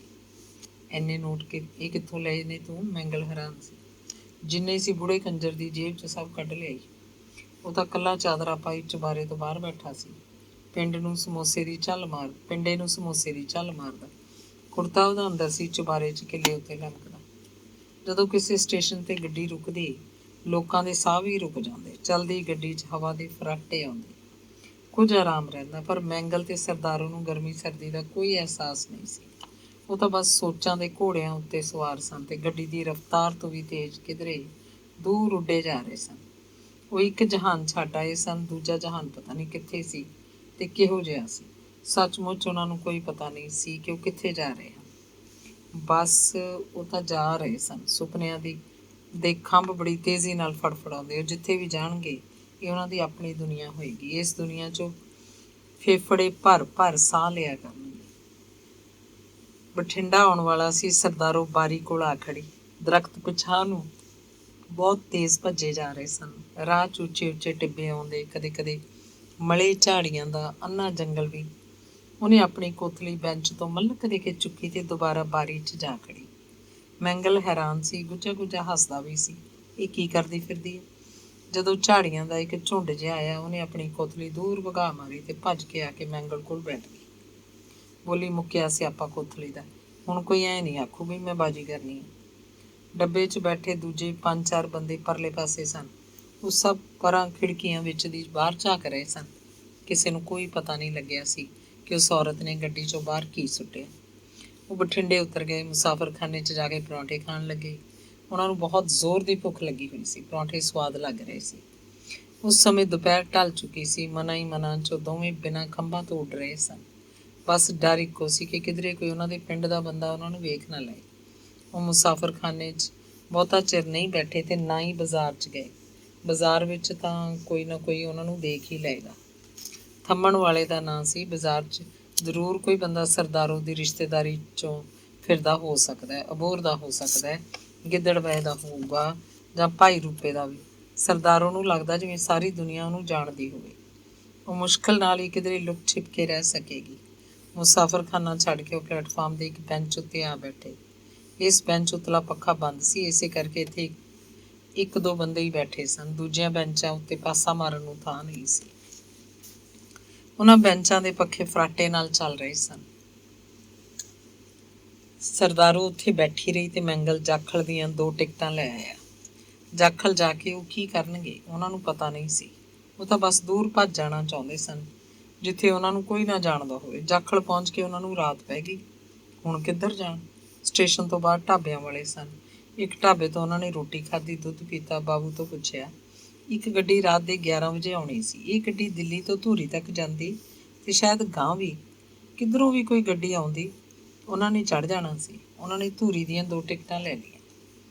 ਉਹ ਜਾਖਲ ਦੇ ਸਟੇਸ਼ਨ ਉੱਤੇ ਜਿੱਚ ਹੋਏ ਬੈਠੇ ਸਨ। ਉਹਨਾਂ ਨੂੰ ਪਤਾ ਲੱਗਿਆ ਸੀ ਕਿ ਗੱਡੀ 1 ਘੰਟਾ ਲੇਟ ਹੈ। 1 ਘੰਟਾ ਵੀ ਲੰਘ ਗਿਆ। ਫਿਰ ਪਤਾ ਲੱਗਿਆ ਅੱਧਾ ਘੰਟਾ ਹੋਰ ਲੇਟ ਹੈ। ਲੇਟ ਦਾ ਸਮਾਂ ਹਰ ਵਾਰ ਵੱਧ ਜਾਂਦਾ। ਉਹ ਇੱਕ ਵਾਰ ਸੌਂ ਵੀ ਲਏ ਪਰ ਗੱਡੀ ਨਹੀਂ ਆਈ। ਅਖੀਰ 4 ਵਜੇ ਸਵੇਰੇ ਗੱਡੀ ਆਈ। ਪਤਾ ਲੱਗਿਆ ਇੰਜਣ ਖਰਾਬ ਹੋ ਗਿਆ ਸੀ। ਫਿਰ ਹੋਰ ਇੰਜਣ ਆਇਆ। ਗੱਡੀ 'ਚ ਬੈਠਿਆਂ ਸਰਦਾਰੋ ਨੇ ਪੁੱਛਿਆ, ਤੂੰ ਮੈਨੂੰ ਐਂ ਲਈ ਫਿਰਦਾ ਹੈ? ਕਿਤੇ ਟਿਕਾਣਾ ਤਾਂ ਦੱਸ। ਕਿੱਥੇ ਕਰੀਏ ਟਿਕਾਣਾ, ਤੂੰ ਦੱਸ। ਮੈਨੂੰ ਕੀ ਪਤਾ, ਤੂੰ ਬੰਦਾ ਹੈ। ਬੰਦਿਆਂ ਨੂੰ ਪਤਾ ਹੁੰਦਾ ਕਿੱਥੇ ਰਹਿਣਾ। ਤੀਵੀਆਂ ਤਾਂ ਬੰਦਿਆਂ ਮਗਰ ਨਹੀਂ। ਚੱਲ ਮੁੜ ਚਲੀਏ ਪਿੰਡ ਨੂੰ, ਉੱਥੇ ਹੀ ਰਹਾਂਗੇ। ਪਿੰਡ ਕੀ ਹੈ ਤੇਰਾ? ਨਾਲੇ ਤੇਰੇ 'ਚ ਐਡੀ ਹਿੰਮਤ ਹੈਗੀ ਮੈਨੂੰ ਪਿੰਡ ਰੱਖਣ ਦੀ? ਦੇਖੀ ਜਾਊ। ਨਹੀਂ, ਪਿੰਡ ਨਹੀਂ ਮੁੜਨਾ। ਸਰਦਾਰੂ ਪੱਕੇ ਸੀ। ਹੋਰ ਫਿਰ ਕਿੱਥੇ ਜਾਈਏ? ਕਿਸੇ ਵੀ ਪਿੰਡ ਚੱਲ, ਜਿੱਥੇ ਆਪਣਾ ਕਿਸੇ ਨੂੰ ਪਤਾ ਨਾ ਲੱਗੇ। ਮੈਂਗਲ ਚੁੱਪ ਹੋ ਗਿਆ, ਅੱਖਾਂ ਮੀਟ ਲਈਆਂ। ਉਹ ਫਿਰ ਬੋਲੀ, ਦੱਸ ਵੀ ਹੁਣ, ਘੁੱਗੂ ਜਿਹਾ ਨਾ ਹੋਵੇ। ਮੈਨੂੰ ਲੈ ਕੇ ਕਿਉਂ ਤੁਰਿਆ ਸੀ? ਉਹਨੇ ਅੱਖਾਂ ਖੋਲ੍ਹੀਆਂ ਤੇ ਕਿਹਾ, ਹਾਂ। ਧੂਰੀ ਪਹੁੰਚ ਕੇ ਫਿਰ? ਸਰਦਾਰੂ ਉਹਦੇ ਵੱਲ ਗਹਿਰੀਆਂ ਅੱਖਾਂ ਨਾਲ ਝਾਕਣ ਲੱਗੀ। ਉਹ ਗੁੰਮ-ਸੁੰਮ ਹੋ ਕੇ ਬੈਠ ਗਿਆ। ਕੁਝ ਸੋਚ ਰਿਹਾ ਹੋਵੇਗਾ ਕਿ ਕਿਹੜੇ ਪਿੰਡ ਜਾਣ। ਸ਼ਾਇਦ ਕੁਝ ਵੀ ਨਹੀਂ ਸੋਚ ਰਿਹਾ ਸੀ। ਉਹਨੂੰ ਕੁਝ ਸੁੱਝ ਨਹੀਂ ਰਿਹਾ ਹੋਵੇਗਾ। ਸ਼ਾਇਦ ਪਛਤਾ ਰਿਹਾ ਹੋਵੇਗਾ। ਹੁਣ ਸਰਦਾਰੋ ਵੀ ਚੁੱਪ ਹੋਈ ਬੈਠੀ ਸੀ। ਡੱਬੇ ਤੋਂ ਬਾਹਰ ਸਵੇਰ ਦਾ ਨਿੰਮਾ ਚਾਨਣ ਸੀ। ਲਹਿਰੇ ਗਾਗੇ ਦਾ ਸਟੇਸ਼ਨ ਆ ਗਿਆ। ਸਵਾਰੀਆਂ ਘੱਟ ਹੀ ਉਤਰੀਆਂ ਤੇ ਘੱਟ ਹੀ ਚੜ੍ਹੀਆਂ। ਇਸ ਬੇਵਕਤ ਗੱਡੀ ਉੱਤੇ ਕਿਸੇ ਨੂੰ ਵਿਸ਼ਵਾਸ ਨਹੀਂ ਰਿਹਾ ਸੀ। ਮੈਂਗਲ ਜਿਵੇਂ ਪਹਿਲੇ ਹੀ ਮਨ ਬਣਾ ਚੁੱਕਿਆ ਸੀ। ਉੱਠ ਖੜਾ। ਸਰਦਾਰੂ ਨੂੰ ਕਿਹਾ, ਚੱਲ ਉੱਠ, ਇੱਥੇ ਉਤਰਦੇ ਆ। ਇਹ ਕਿਹੜਾ ਸਟੇਸ਼ਨ ਹੈ? ਸਰਦਾਰੂ ਉੱਠੀ ਨਹੀਂ। ਚੱਲ ਤੂੰ ਥੱਲੇ ਉਤਰ, ਫਿਰ ਕਰਦੇ ਹਾਂ ਗੱਲ। ਗੱਡੀ ਚੱਲਣ ਵਾਲੀ ਹੈ। ਸੀਟੀ ਵੱਜ ਗਈ। ਜੱਕੋ ਤੱਕੀ ਵਿੱਚ ਸਰਦਾਰ ਗੱਡੀਆਂ ਉਤਰ ਖੜੀ। ਉਹ ਮੰਡੀ ਵਾਲੇ ਪਾਸੇ ਤੁਰ ਪਏ। ਇੱਕ ਦੁਕਾਨ ਉੱਤੇ ਚਾਹ ਪੀਤੀ। ਚਾਹ 'ਚ ਡੋਬ ਡਬਲ ਰੋਟੀਆਂ ਵੀ ਖਾ ਲਈਆਂ। ਮੈਂਗਲ ਨੇ ਦੱਸਿਆ, ਨੇੜੇ ਇੱਕ ਪਿੰਡ ਹੈ, ਲੇਲ, ਛੋਟੀ ਲੇਲ। ਉੱਥੇ ਚੱਲਦੇ ਹਾਂ, ਉੱਥੇ ਰਹਾਂਗੇ। ਛੋਟਾ ਹੁੰਦਾ ਮੈਂ ਇੱਕ ਵਾਰੀ ਇੱਥੇ ਆਇਆ ਸੀ। ਵਧੀਆ ਪਿੰਡ ਹੈ।